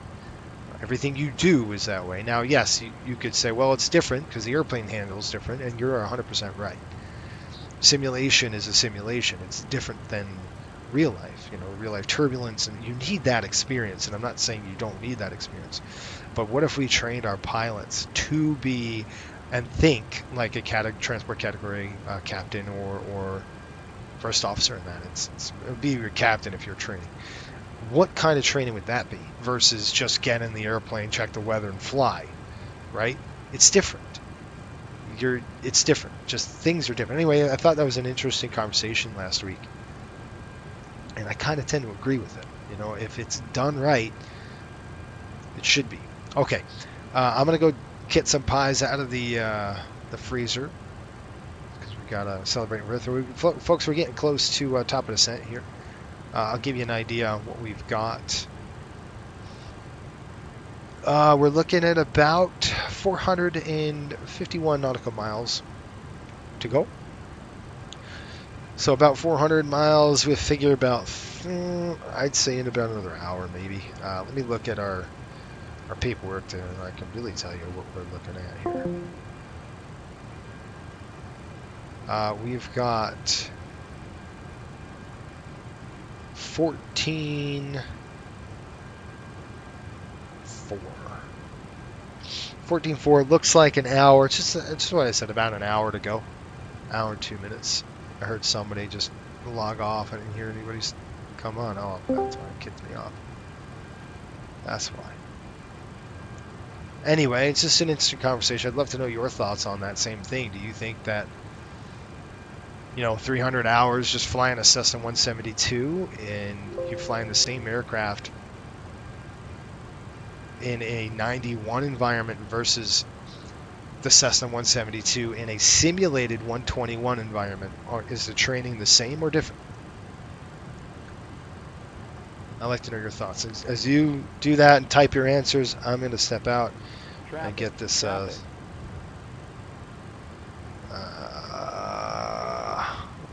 dude. We got Boston Center, Toronto Center's on now. Okay, we're in the green, so we're gonna hold right there. Look at where this stupid idiot target is.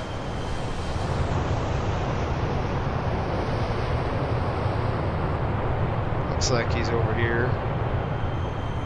Oh, there he is. It just zipped right past him. I can't even see him. I know it's an FSLT. Clear conflict.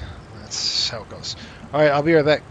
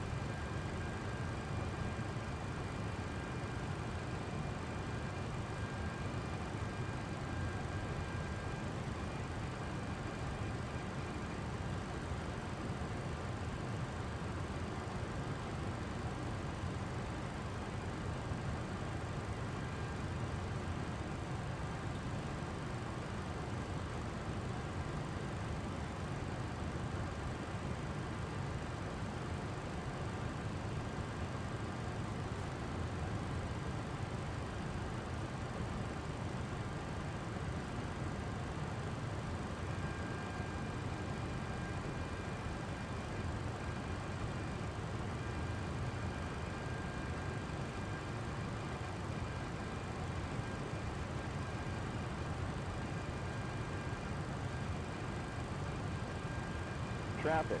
Traffic.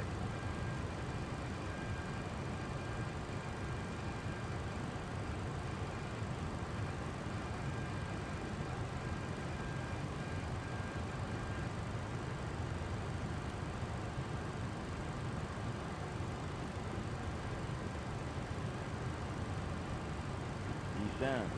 Descend. Clear of conflict.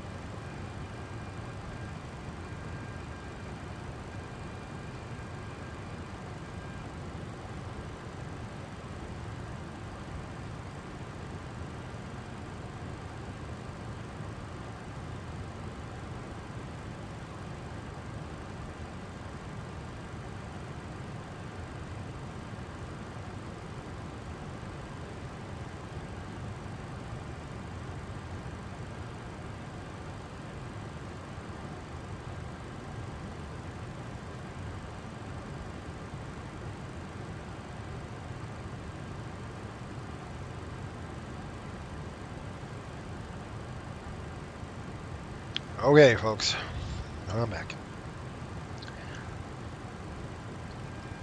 Let's see. Looking at the weather here, we got a weather update. So let's check out Toronto and see what Toronto is doing. I think we're good to get that weather and pretty much be our weather the entire way in now. We might get a weather update on top of descent, but we'll see. Toronto is reporting right now. We've got Toronto reporting 170 at 7.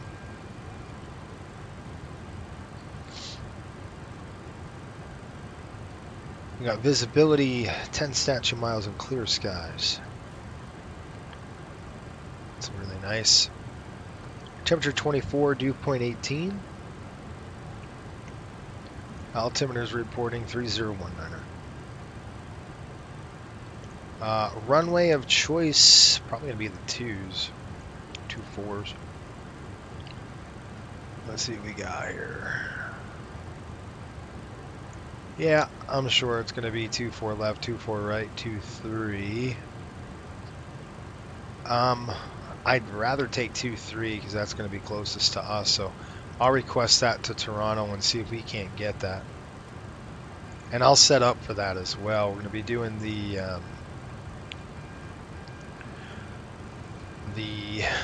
what transition here? We're doing the woozy, I believe.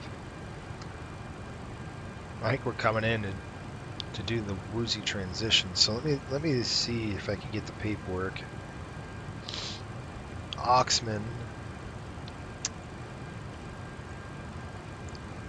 It's a Ling 3 Oxman transition. So let's drop into our FMC here. We'll do our arrival.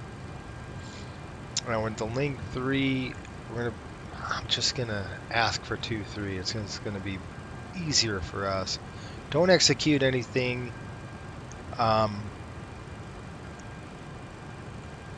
We're going to go to the legs page and kind of see what we've got here.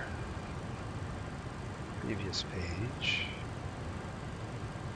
Got Oxman. Once we hit Oxman, it's my pal. Then after that, we've got Ling, Bimpo, Verco, then up.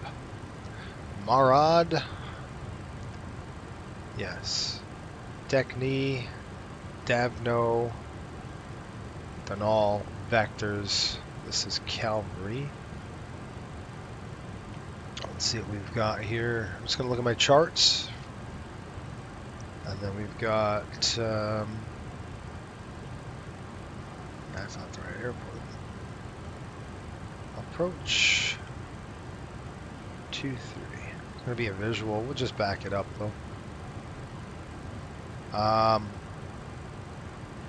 Yeah, and that would be Nudex, and that's a little closer, but Calvary's right there. Calvi, I should say. So that will good. We'll get that vector in the middle of there. That would be perfect for us. And then we'll go next page. And that the approach is pretty much straight in. So let's execute that. We got our legs page. So we're getting closer, folks. We're going to get going.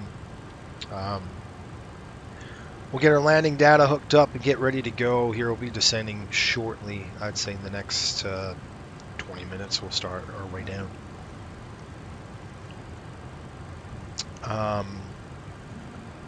Anyway, those of you joining on a Saturday morning here, appreciate you logging in and checking us out.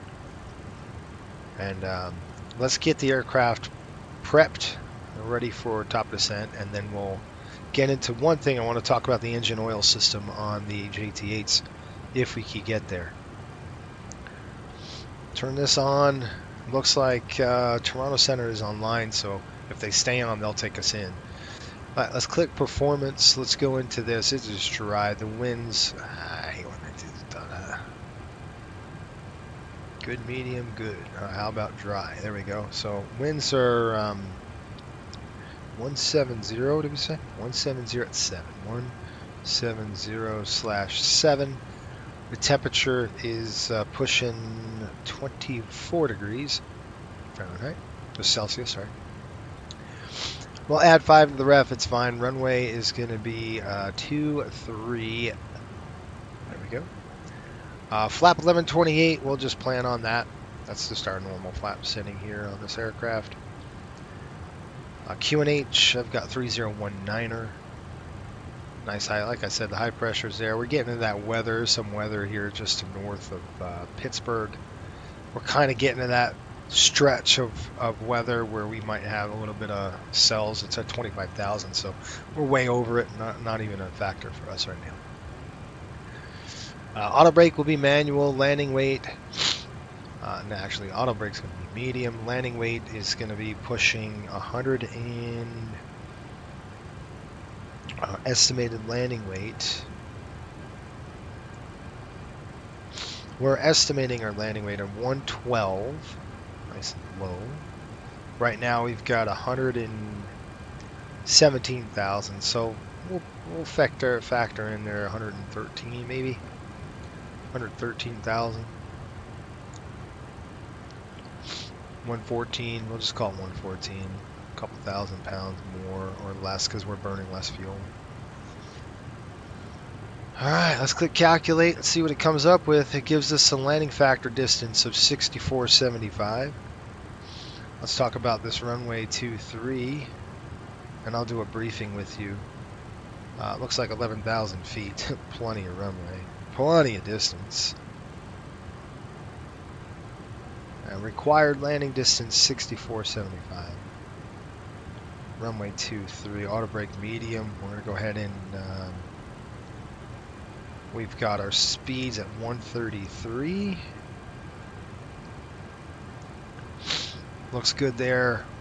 172 on our, you can see that flap up maneuvering is 218, so doing really good.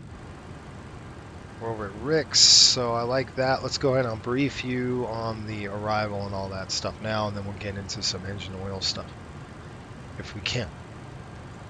Briefing first. All right, so we're coming up to Rick's here. Like I said, we're going to get in some weather. There's a stretch, might be a little bit bumpy. And you can see throughout the window, you can see the clouds. We're just starting to cloud surf here just because of the weather below us.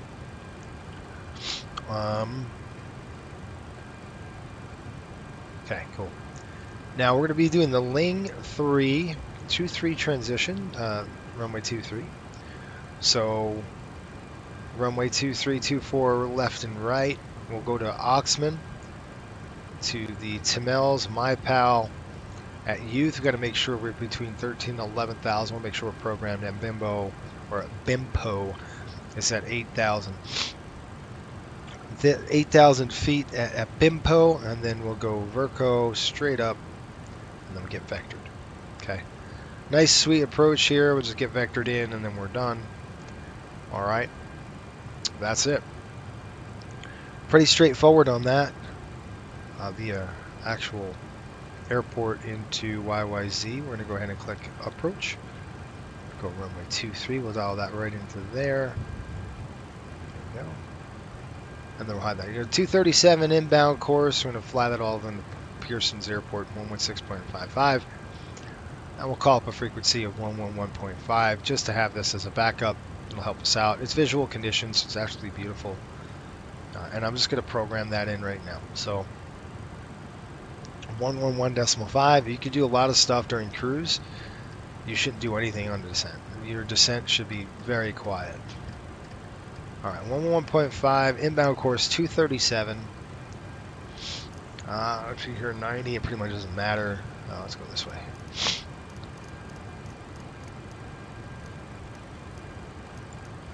I said we're starting to get into some bumps. It looks like we're starting to get bumped. I'll take a peek on those wings, make sure we're doing all right.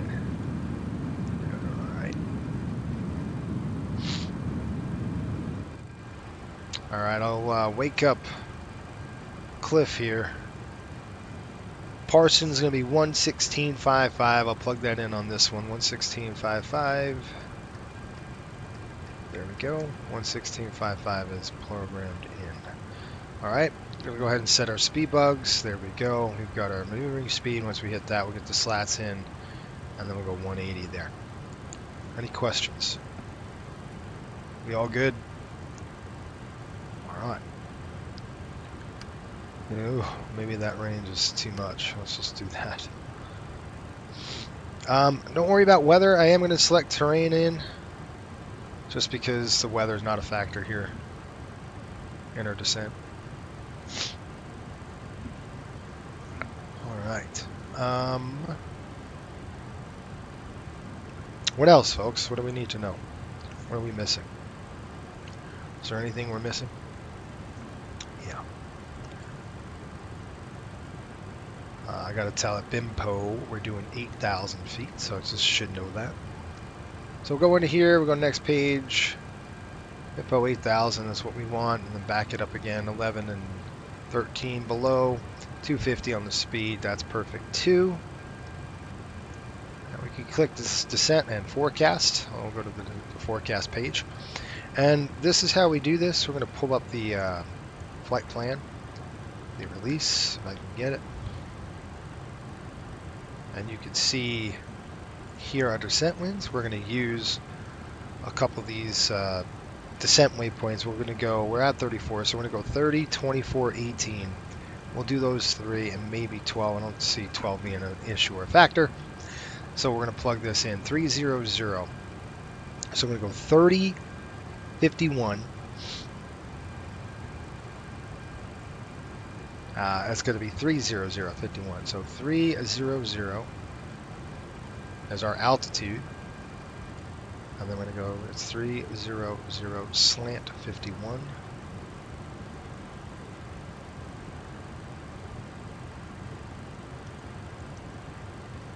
That does make sense to me. Okay. 300 at 51. We're going to put that right in there for the descent. 240 on the altitude. We're going to plug in 310 at 45. Okay, then we're going to go down again at 18,000 on 180. And we're going to put in 310 at 39. 310 slant. 39er. Plug that in there. And finally 320 at 28, 12,000. Okay. And then we're going to go 320 at 28. 320 slant to 8. Alright, there's your descent. We'll click descent. You can see the forecast is now built in. You can see estimated descent. When you get that in there, really nice. And we go a prog page now. We've got 187 nautical miles. What do we want from Red Lobster, folks? We're going to get Red Lobster today, so what are we going to have? We're celebrating a birthday. They won Red Lobster. Let's figure it out. Normally I get the Bar Harbor. I love it. About 185 nautical miles, top of descent. So let's look at the menu. Shrimp trio, that sounds good. I love me some shrimp, I'll tell you right now. Let's see here. We've got Walt's favorite shrimp, handcrafted garlic shrimp. The shrimp trio sounds good. Garlic shrimp, shrimp shavki, shrimp linguine.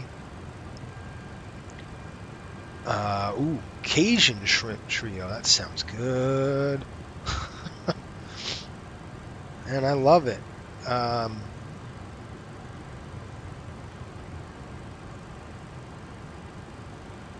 I don't know. There's too many to pick from. Surf and turf, no.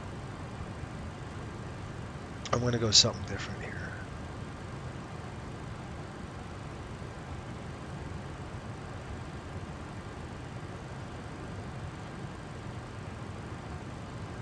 I don't know.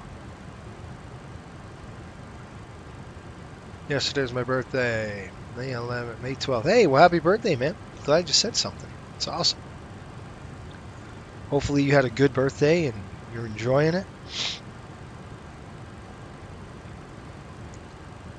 Seaside. I'm thinking of the Seaside trio. What'd you guys do? You do anything fun? Look at the daily specials here. No. Create your ultimate feast. Pastas. And I always go for the pastas. I can't. I want to go for the pastas today. Let's not do that.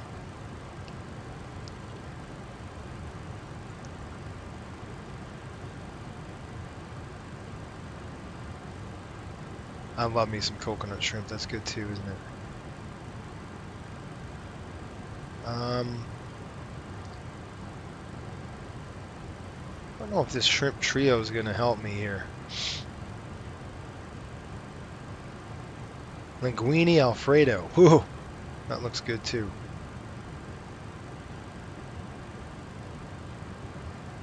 I do want shrimp.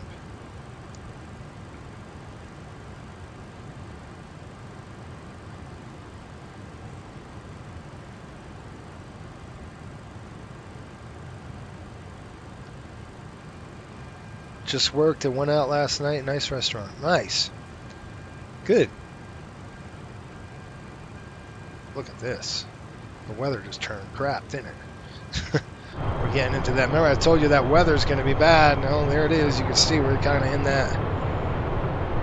that mix right now. We're looking at a temperature of negative 48. Our RAT or SAT was 48. Looking at 21 degrees on the saturated, or TAT is negative 21. So we're good on the icing. I mean, truth be told, we could get some Got a nacho basket, 12-ounce sirloin steak, mashed potatoes, and asparagus. Good dude. That's awesome. See, the Bar Harbor lobster bake, I get it all the time, though. So it's like my go-to. It's got Maine lobster tails, shrimp, bay scallops, mussels, tomatoes. I get it all the time, though. But it's really good. I don't know. I don't know what to do. The shrimp trio sounds good. I just don't know how good that's going to be, you know? Like, how much is only just a little bit of...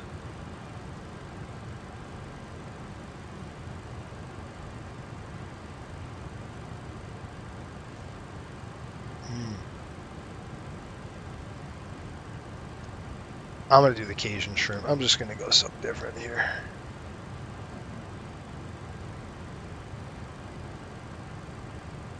Alright, so Cajun, I'm going to call it, right? We're going to do it. Cajun shrimp trio.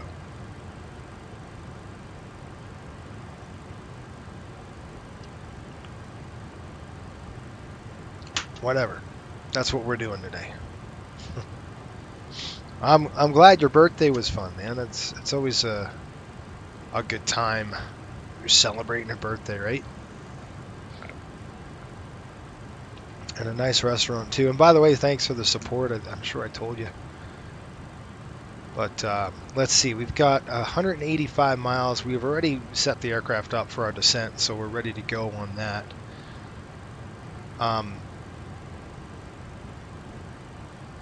Let's see when we're going to get into Toronto's airspace. We won't get into their airspace for quite a while. I believe we're in Cleveland right now. Yeah. So I'm going to assume we're going to be starting our descent right after Oxman. So we'll start our descent and then we'll call Toronto if they're still on. Toronto Center is on 125.775. Shelton says, I usually get the shrimp trio. Shrimp, crab legs, and lobster with salad and vegetables. There you go. That's what I'm talking about. Yeah, I love the Bar Harbor. I'm a fan of that, but I get it so often. You know. My wife's like, why don't you do something different? Alright, I will.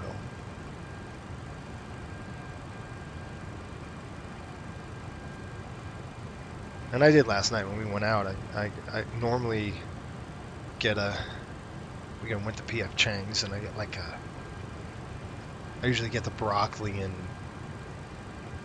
chicken, right? So last night I'm in the mood for spice. I don't know what it is. I want some little spice stuff. So I went with like a general, what is it? The TSO or something like that. It's good stuff. All right, let's see. I want to do one thing before we finish. And I'm going to try to... What is going on?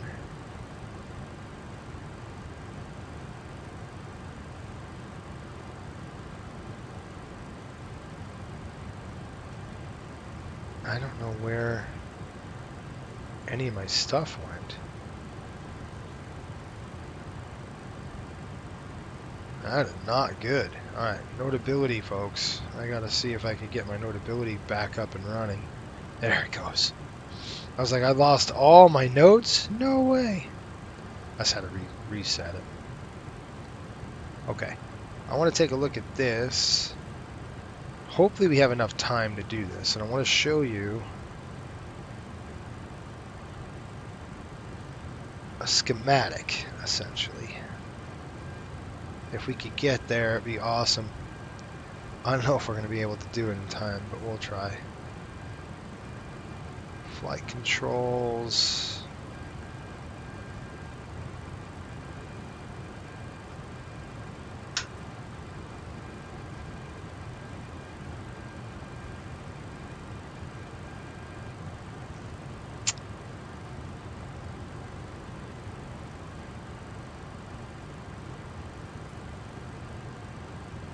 Dun, dun, dun, dun, dun, dun. There we go. All right, so let's pull this thing up. We're going to look at the JT8 oil system. And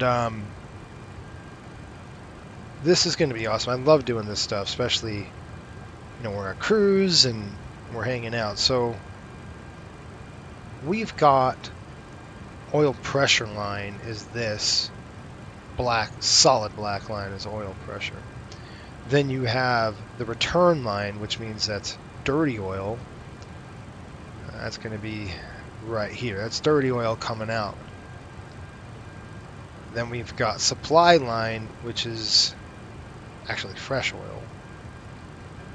We'll call that right here. The supply line is supply. It's going to be this. All right. So we got an oil tank. And the oil tank is right here. Well, let me just color this first. We've got fresh oil coming through here, okay, in our oil tank. And the oil tank is actually a sump in the engine. That's where it's located. And we got a fuel pump here. And this supplies this oil supply pump right there. That pump is, rotating. It starts, you got an oil tank. Here's our oil tank. I was like, where the heck is the oil tank? What are you doing? Right here. So here's our oil. Okay. Fresh oil, by the way. Then we've got the oil gets pumped up and gets, through this supply line. Okay, it goes through a differential pressure. If I can see that. It goes through this thing right here, which is going to be our pressure transmitter. It's going to show us a gauge. And that gauge, we could draw that up to it goes up all the way to the master caution here. Okay. And then we have, you can see where it says oil pressure. And that doesn't trigger that. It just goes to the master caution, that one. Once the oil then starts coming up, it goes through a filter, which is right here. So the oil then goes through this filter. Color here. It goes through this oil filter. Then it filters the oil from the tank and it goes up into the heat exchanger. Alright, this is a fuel oil heat exchanger that I'm going to show right now. Right there. So fuel oil heat exchanger, again, you got cold fuel coming in. Oil is heating the fuel a little bit, and then the fuel actually go out this side. Alright, so it actually heats up, cools the oil down before it enters the engine. So then this, I'll do this again, this oil then comes up, I'll do this one, comes up here, it goes through this pressure gauge. I think this is going to be a pressure transmitter right here. And that pressure transmitter, you can see, is tied to the pressure gauge, which you can see right here on the main panel. So that's where that's coming here. When we look on the oil panel, it's right there, right? So that's what it's reading it from the tank, okay? And then it goes up into, it keeps going up into a pressure switch, which again will trigger a low pressure alert, and also trigger the master caution if the pressure gets low. And it goes into the engine and lubricates. Okay, it lubricates all the components. It goes through the accessory gear drive box, the whole 9 yards. Then the dirty oil comes out of the engine and goes back into, it's called the return line. Okay, right to the tank. It's hot, dirty and hot. It goes into the tank. It gets mixed in here with the tank. Again, out, comes up here. What's this thing? This thing is a pressure regulating valve. So again, if this says, hey, there's too much pressure, okay, what this will do is regulate this to decrease the pressure, decrease the flow. All right, that's how that works, which is cool. It's pressure regulating valve. They call it a PERSOV, I think, pressure rating shutoff valve. It's not a shutoff valve, but it's pressure regulating valve. Same kind of thing. Okay, goes to the pump, same stuff up and through filters, bypass, pressure relief, bypass. So if there's too much pressure, that's a relief. So the oil can then go and just bypass the filter. So if this filter gets clogged, that's exactly what's going to happen. The oil will then hit the pressure switch. It'll tell you there's too much pressure in the cockpit. Trigger master caution. It'll bypass the filter and then go straight up into the engine. Pretty cool. Anyway, I know I love drawing this stuff, but this is kind of what you do at cruise. Cool. So last flight we did in the MD-80, we talked about the actual, I don't know if we did hydraulics. I forgot what we did. It was fuel, actually. We talked about the fuel systems. And that was an interesting system to learn as well. I love doing that stuff. All right, we're coming up to Ottman. Let's get ready to go for the descent. And we're almost there, folks. And I'm sorry, I do apologize in advance for not actually scheduling this, because I just didn't know when I was going to do it. Does that make sense? Like, normally I know it's a Friday night, and it's every Friday night, and you could pretty much set your watch to it. And like next week, we'll do it on Friday night as well. So normal time, same time, Friday night. Okay, we went from Fort Lauderdale to YYZ.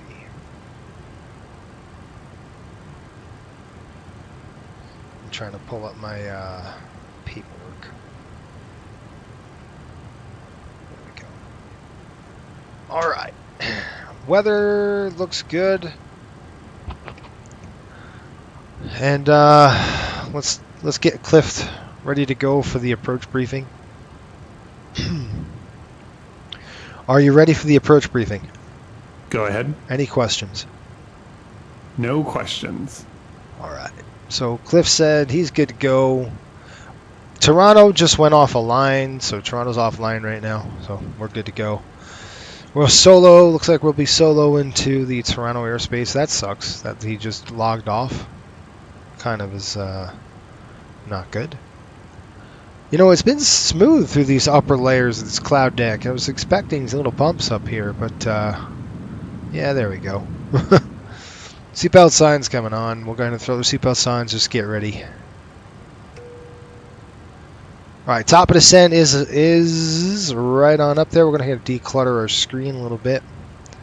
And you can see this Oxman there. So that's what we got in Toronto, folks. The temperature is 24 degrees, which for those of you who are like me, it's 75 degrees Fahrenheit. 75 degrees, and the clouds are, well, it's saying it's clear. So do we get a, no, we don't have a weather update. We still have the weather report.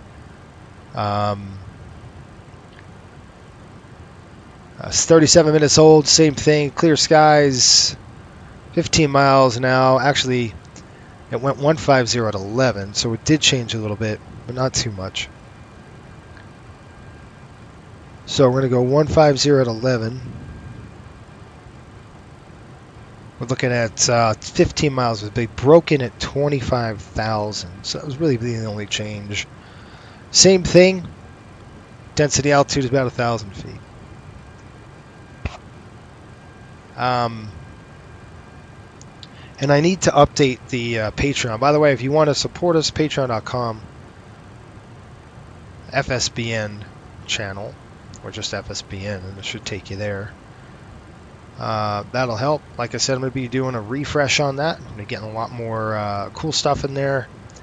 MD-80s, and if there's anything, patrons, that you want to see in future, like we could do... Oh, that sucks. Sorry, not that sucks, but I'm looking at a text message that's come through.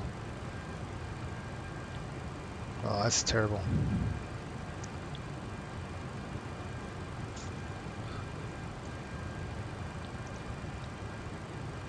Bad news. Anyway, If there's anything you want to see, we could do, like, I like to do some private streams. Maybe I do that this afternoon and just private stream it. The streaming, it's fun. I love it, but I lose so much real estate off my screen, folks. It's a pain in the neck. I'll show you. If you look at my camera behind me, I'll show you what I'm talking about. Could you see my screen right now? Do you see these two voided lines? You know, these big black lines here?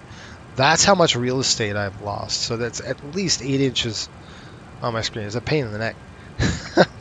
I'm not a fan of that. So I'm like, and I know it sounds stupid, but when it's really light, I got full, I can see a lot. You know, it's cool. I know it's not that big of a deal. I get that. It isn't, but still.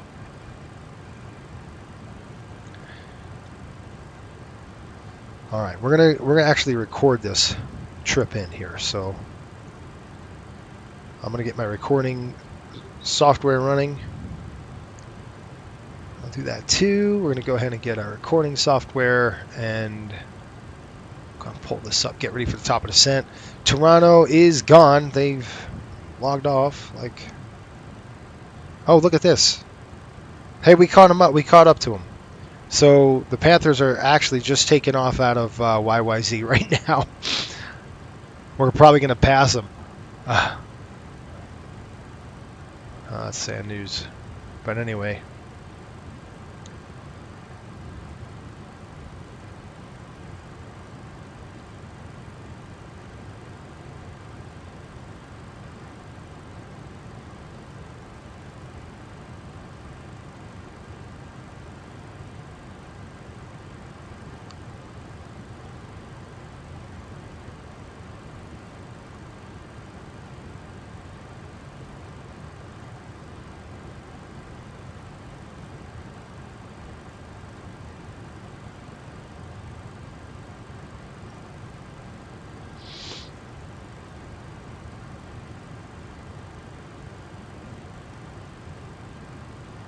Ay, ay, ay.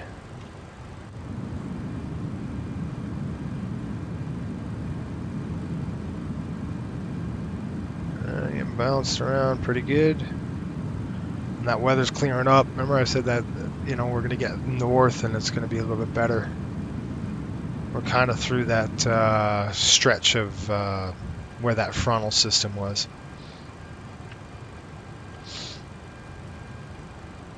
All right, we've got link 3. We're definitely going to go 2-3 now. We don't have to ask for permission. We're just going to do it. And let's get a descent check going. How's that?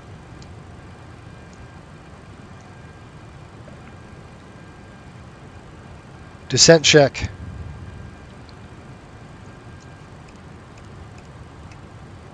Fuel quantity. Checked.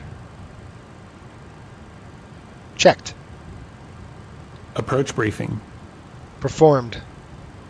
Landing data. Set and checked. Descent check complete.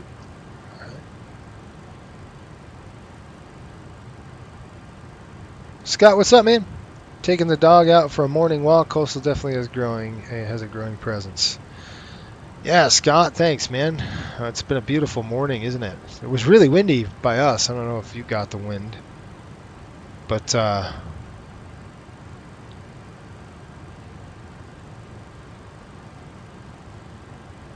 yeah. Anyway, I should do that myself. I got to take my dogs. It was. Well, it's about what, 51 degrees. I know yesterday I took the dogs out. It was like 60, and they hate it hot. So I had to cool them down with a vest, 2 cooling vests. I got 2 hot breeds. They run hot-blooded animals. Matter of fact, when it's winter, they love it because they just lay down when it's like 20 degrees. They just lay outside in the snow. I mean, that's how much they love the cold. So I have to keep my house at like 67 to keep them happy, which I like too, because I like it cold. But anyway, Scott, thanks for checking in, man. We're getting a drizzle out in West Jordan. I'll be up in Bountiful later for a nephew's wedding. There you go. Hopefully we don't get drenched. We've got, it's on the forecast. I'm looking right now at the forecast. It's saying, well, the rain's supposed to come at 1500. So this afternoon, maybe. That's what they're saying, at least. We'll see, though. You know how Utah is. It might not. Who knows? All right, top of descent's coming up, folks. So here we go. I probably should walk my dogs now. Like right after this flight, I'll have to walk them. All right, let's see. Is the airplane going to drop out of the sky? See, this is stupid. It shouldn't do that. It should not do that. I hate that. So if I go and if I set vert speed at 0, I'm going to, okay, go 0. Hold that. And then I can change my altitude. It shouldn't touch this. I'm going to bring it down to 8,000. Once I arm it, see it's armed now. And then we're going to go ahead and select VNAV. I want to go VNAV. Now the VNAV is engaged. Now it'll do whatever it has to do. It's in Bountiful, huh? That's a nice spot. It's pretty going to be close to me, man. We've got to go pick up my father-in-law today. We've got his birthday to celebrate. It's been an ordeal, man. He's in a nursing home, and let me tell you something. I do not want to go into one of those. It's like so depressing, and every time I walk into that place, I'm like, man, like I need to drop 30 pounds. I need to eat healthy and exercise. Other things I need to do. No joke, because it is depressing. All right, we're on top of descent. On a happier note, and the good news is that we just got him to a new facility. So, and he's got his, it's not a nursing home anymore. It's assisted living. So he's got his own apartment, which is awesome. It's much closer to my house, so I'll be able to visit him quite often. Right now it's kind of a tough battle because he's got a roommate and it's just hard to get there. It's like, oh my gosh, this is a depressing place, you know. So I'm gonna go pick him up today. We're gonna celebrate his birthday with a little Red Lobster, and that's it. VNAV spoils us all, doesn't it, Scott? It does. It sure does. Although I know when I fly the CRJ, I don't get VNAV a lot. I had to do some mental math the other day. We were flying into Myrtle Beach, and controllers like cross what do you say? Cross Myrtle Beach, cross 30 miles west of Myrtle Beach at 10,000. So, you know, with a normal FMC, the 737, that's an easy thing to do. You just do a over-the-top, you know, a long path waypoint that you can create. I could probably create one here on the MD-80. Maybe. Let me try it. Let's try a long path waypoint. Let's see if it's going to work. Go to the legs page first. Let's, this My Pal. Nah, I don't want to do that. Let's do the Ling, whatever the heck you want to call that. 1, 2. So if I plug that there, you could see if I clear this and I go, all right, let's say they want us to pass Ling at, I don't know, let's say 10 miles. Let's say 10 miles this side of Ling. So if we go /10 miles and then drop it over the top, see, it doesn't do it in database. So let's see if we could do, if we could call this up and go slant, but it's going to say, well, let's try it. -10. All right, you can see it just pulled up LIN 03. I'll show you what I'm doing here so it makes sense.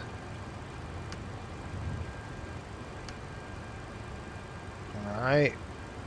Why didn't it work? There it is. You see it right there? See that waypoint I just created?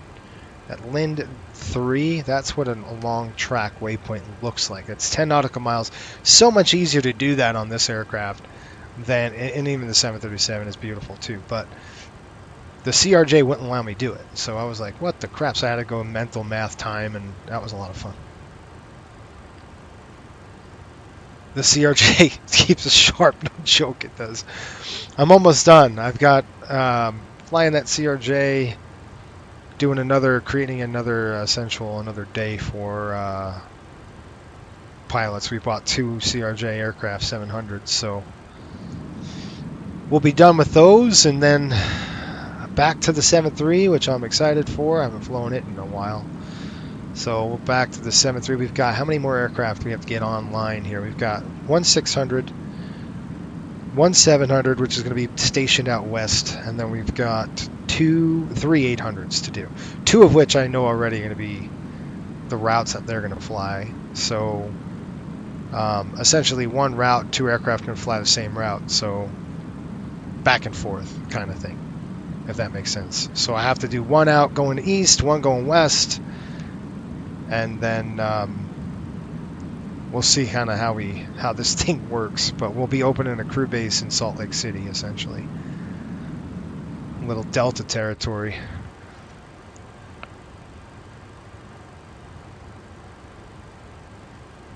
Yeah, they're hit and miss. My grandma is in one, loves it. Even got married to one of the guys there last year. It's fantastic. And that's, I guess it's the facility, right? I mean, it really, really depends on where they're at. This facility he's at now is terrible. I mean, it's in Clearfield. It's not great.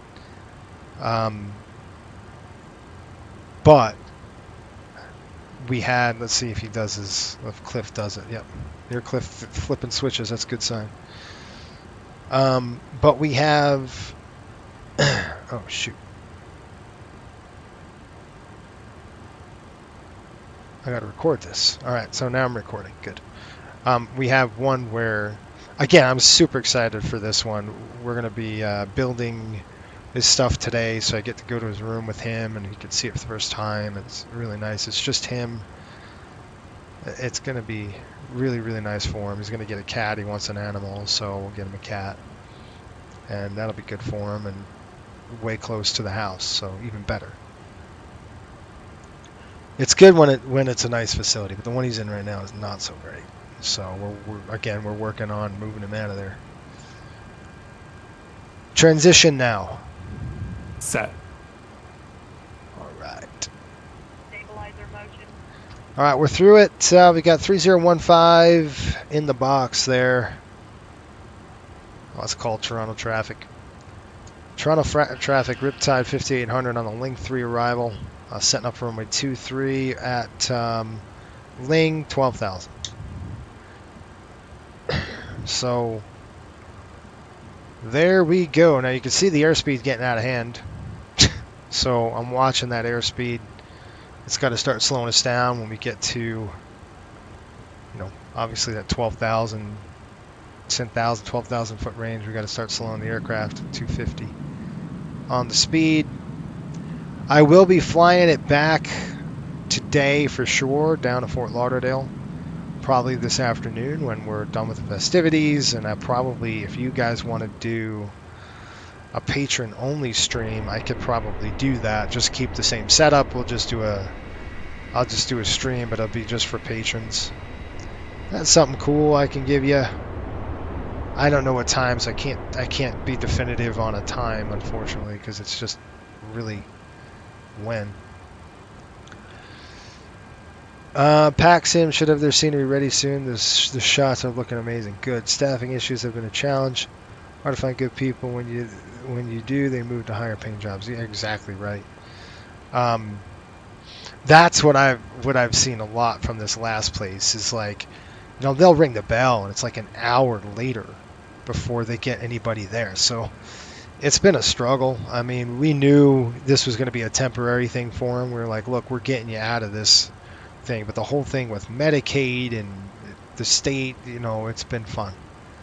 There's a lot of things they have to go through to get their to get approval or whatever they need. It's just a nightmare, and it is expensive. Like, I can't believe it's $11,000, folks, just for Think that. It's $11,000 for skilled nursing a month. A month. That's insane at this facility. I'm like, are you serious? That's a lot of money for not a lot of, and I understand why, but man, he was in a rehab facility. He had a hip issue. He fell, and he was in a rehab facility, and man, it was like a palace. They took really good care of him. He was like, this place is great. And then you go to this place and it's like, it's not so great. And it's like, well, it will be. And so we're excited. I'm excited to move him in, and that'd be cool. All right. Probably could see Toronto coming up. Toronto is just a beautiful area. It's really nice weather today. It's going to be a really nice day to fly. We're not going to obviously do all this whole route. I'm going to try to shave off some time. Maybe we cut it short. Let me just pull up the ILS. We're just going to do just the ILS just to have. But Calvi is probably what I'm going to want to do at 3,000 feet. So I'm going to be a little bit aggressive on the descent. I don't have to worry about anything. But we're going to drop it down to 3,000. Now this is this airplane's an old MD, let's see, the MD-83. Oh, this is an MD-88. This is an old American. So American had auto arm on their MD-80s, so that's why we don't have to arm it, which is weird. When we go to the MD-83, we will. And I'm actually going to take over the aircraft on vertical speed, and I'm going to say, okay, yeah, we're going to get down about 1,600. I'll throw some speed brake in there, get that speed brake this extended, and cut that range. And the reason why I'm doing that, folks, is because we kind of got to get down quick here, because we're gonna cut it short. I'm not going to go all the way out and extend. There's no point and there's no reason to. So I will not do that. 237.111.5. That is all set, ready to go. YYZ. I wonder if we can listen to Morse code. Could we hear Morse code? That's not the right one. VHF nav 1. iFreak nav 1. Let's see. Probably not.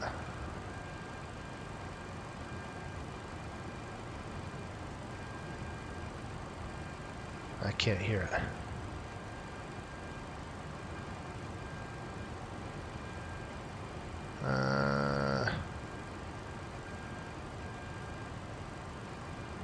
I want to hear the YYZ marker.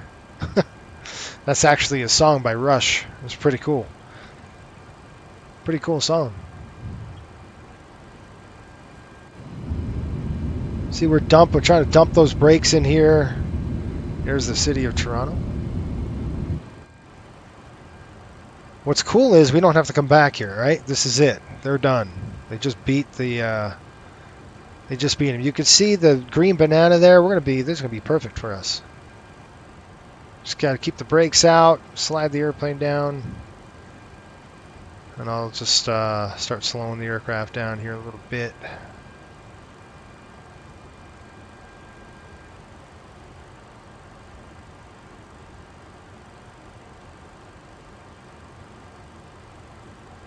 There's our turn. And where's the airport? I'm looking. I don't see her yet. She's got to be right there somewhere. There it is. Maybe. Come on, airplane, level out. I can't see it. Okay, brakes coming back in.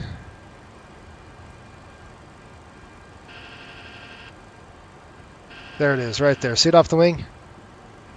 Let's go get a picture of it. There we go. We snapped that. All right, back in the flight deck. I'm going to do my flows right now, so I don't have to worry about them. Approach check.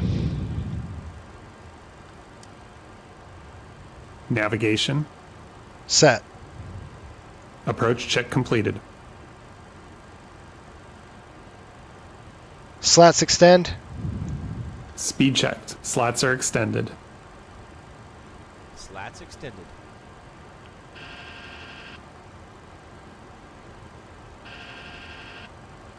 Toronto traffic, Riptide 5800 on a downwind, runway 23, Toronto.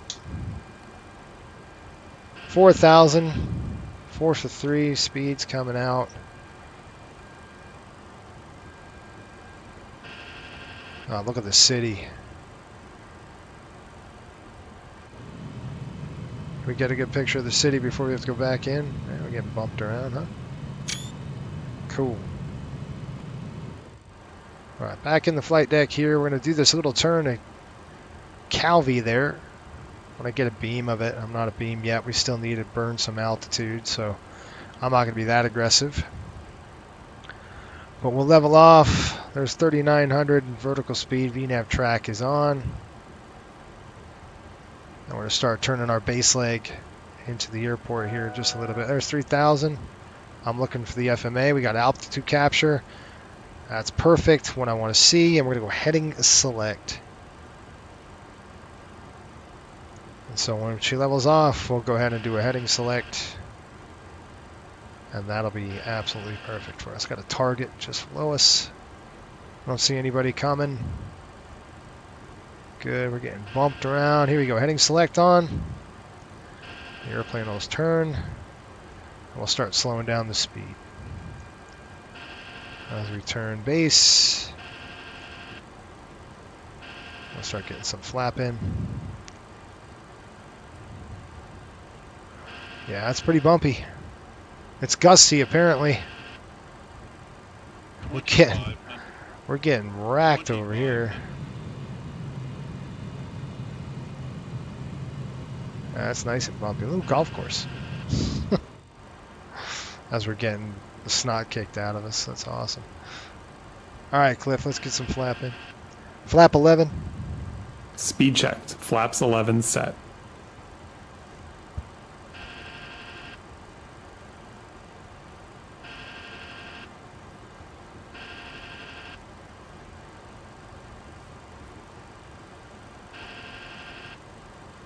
Flap 15. Speed checked. Flaps 15 set. Flaps 15.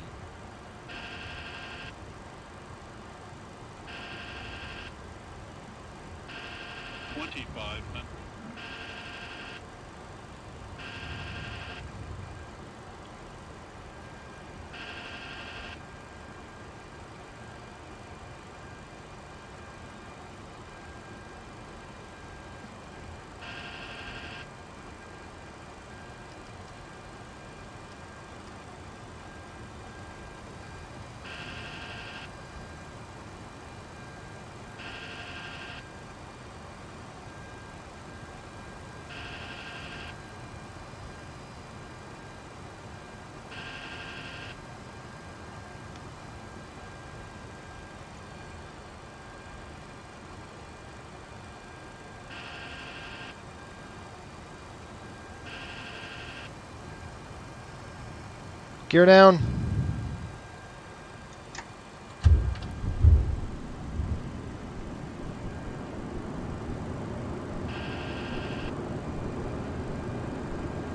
Gear down. 3 green.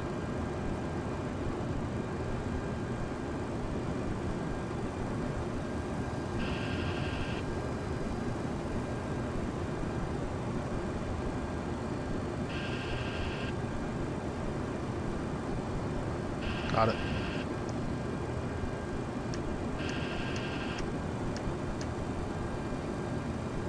Flap 28. Speed checked. Flaps 28 set.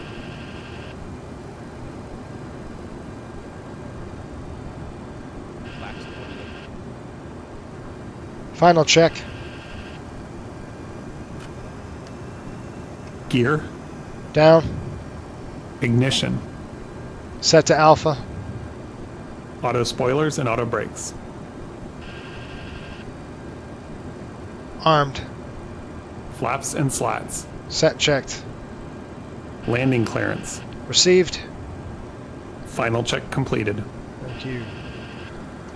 Toronto traffic, Riptide 5800 on final, runway 23, Toronto. All right, let's take over. We're getting hammered pretty good here. The winds are pretty benign, 150 to 11. This is just probably the heating, the turbulence. You can see it's kind of hazy. It's probably humid out here. Hazy, hot, and humid. There you go. And that is 2-3, right? We're going to take over the aircraft. You can see I've got a nice buffer on this airplane. You don't ever want to be close to the flap maneuvering speed. Just trust me, I know. You get into a stall situation on this airplane, it's going to be lights out. So I'm going to take over here. The airplane's struggling. You can see the autopilot's just kind of struggling right now to keep it going. So my airplane. All right, I'll go ahead and take over. The auto throttle is mine. I'm just going to push the throttles down to idle. Climb now. Why? Why? What the heck is going on? Or is there an airplane that I don't see? Stupid thing. That's FSLT, folks. I don't know why they're not. They're using the wrong one-way.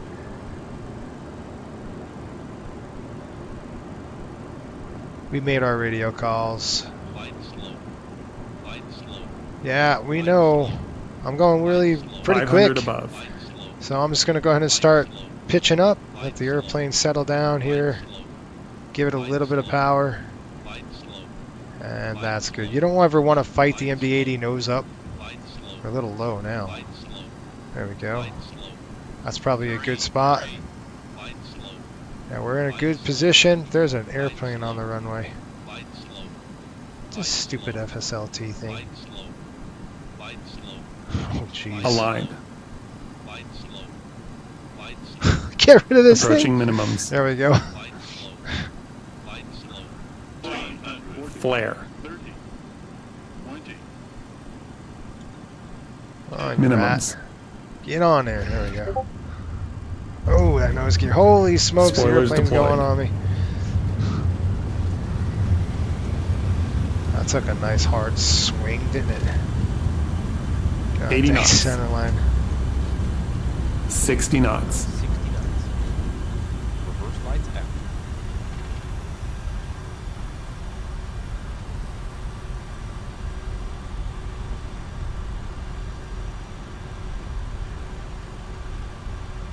Alright, we're here.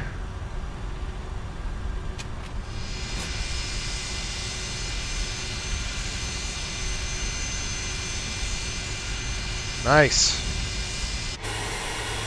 Crap loads of fun.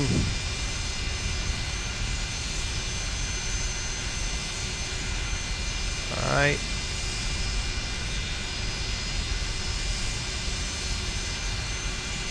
I slammed on the brakes, by the way. After landing, check.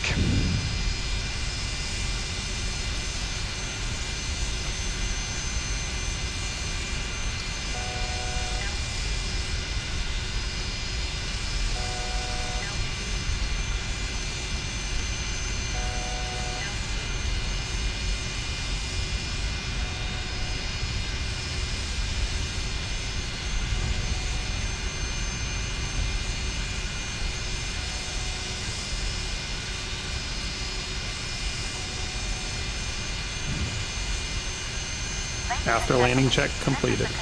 Flaps and slats. Please remain seated with your seatbelt fastened until the captain has turned off the seatbelt sign and the aircraft is parked safely at the gate. This will be your indication it is safe to move about the cabin, gather your belongings, and depart. We'd like to thank you for flying with us today. We appreciate your business and hope to see you again on a future flight.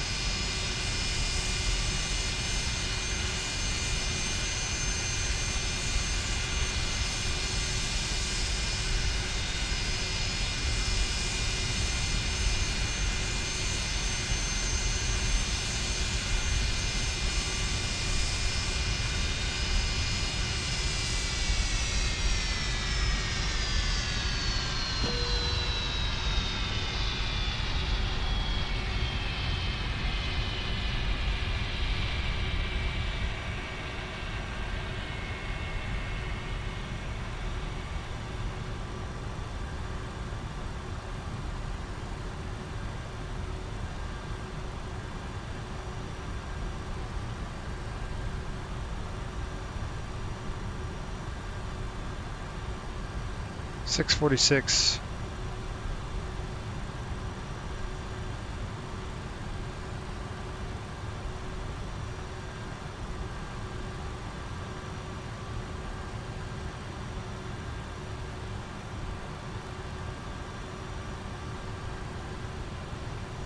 All right, folks, hold on. I gotta find the parking here.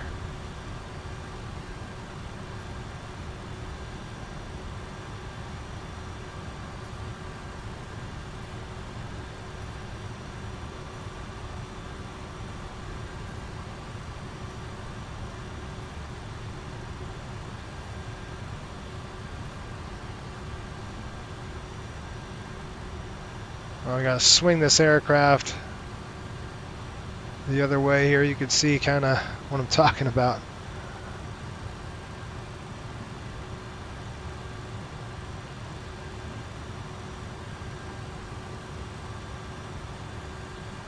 Turn off the terrain.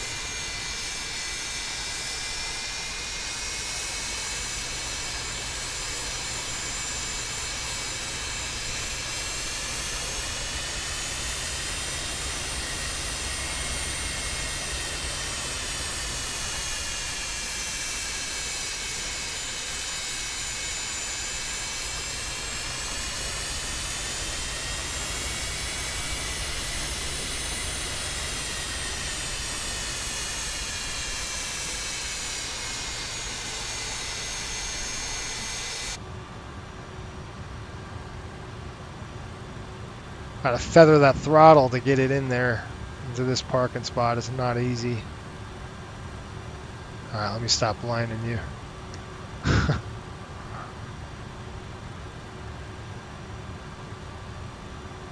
Straighten her out here. Look, buddy, we're not going any closer than that. Yeah, I think we're good. Lock them up. Okay, that's on. APU is on. Let's go ahead and throw this off.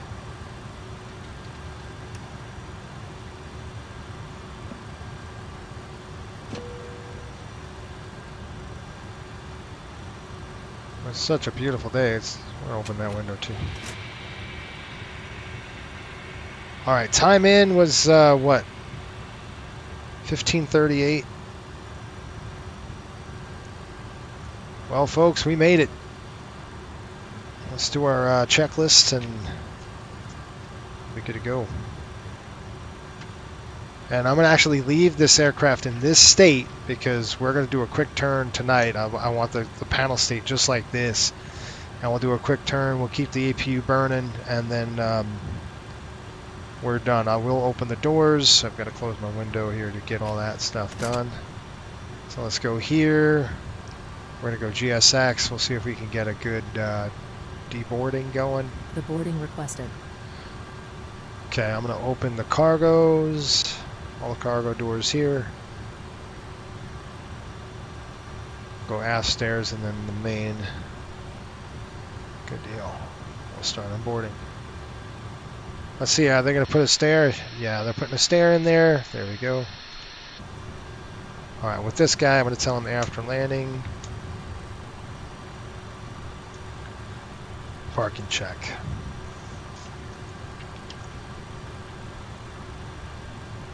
Let's do that really quick.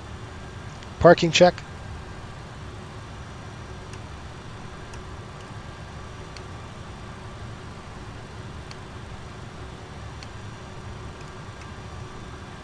Parking brakes. Set. Flaps and slats. Retracted. APU or external power. Established. Fuel levers. Off. Anti-collision. Off. Hydraulic pumps. Off. Seatbelt switch. Off. Ice protection panel. Off. Transponder. Standby. Parking check completed. Thank you.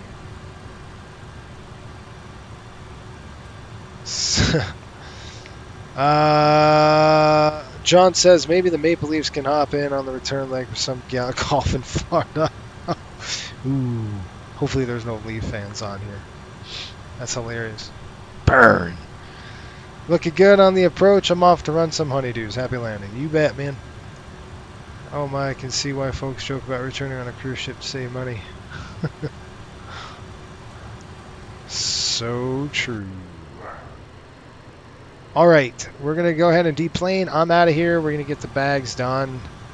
Doors are open, and that's it. You can see we're going to keep everything running just the way it is. This is going to be our turn state for this afternoon's flight. I'll probably just stream it on for our patrons. So it'll be a patron-only stream, something I can do extra, I guess, for you. And let me go ahead and actually file the flight now. There we go. We're going to click this. We're going to end our flight. We burned about 16,000 pounds of fuel. Flight times was about 176 minutes. I'll click file it. Get some money. There it is. The sound of that means money. Cool. Alright. I do need to write down a few things just on the fuel, just in case. So what's our fuel at right now? Fuel status is what is this dude doing? He's gonna just drive right into my aircraft. 5,300 over 5,200. Okay, that's our fuel. Again, we'll leave the panel state just like this, and that's it. Everything should be good. Scott, I think the state saves it automatically, is from what I've seen thus far, is that it's done automatically now, which is really nice. It never used to be like that, but now it's really cool. We're gonna open our cargo. So we're gonna go ahead and pick up the team. Oh, they're giving us a GPU. Oh, okay. If we got a GPU, I'm going to turn off the dang APU. Why burn fuel? That is nice. Look at them. They're doing that. So we're going to go ahead and throw this on. We'll throw this off. And I'll have to go ahead and shut off the APU. You know, really in real life, I would keep the APU burning because we're only going to be out for 20 minutes tops. So we're going to treat it like a quick turn, just like this. And I believe you don't have to save the panel state. I think it does it automatically, if I'm not mistaken. It'll save the fuel just like this and everything else, as long as you have the new MD80 installed, which I think you do. We'll try it, right? So we'll come back. The panel state should just look like this. How's that? All right, folks. I'm out. Time to go get ready. I've got work to do. Patrons, I'll probably be on later. Maybe I'll do like I said, maybe this afternoon when the dust settles, we'll do a patron-only stream. Back on down to Fort Lauderdale. So stand by for that. And we're here in Toronto.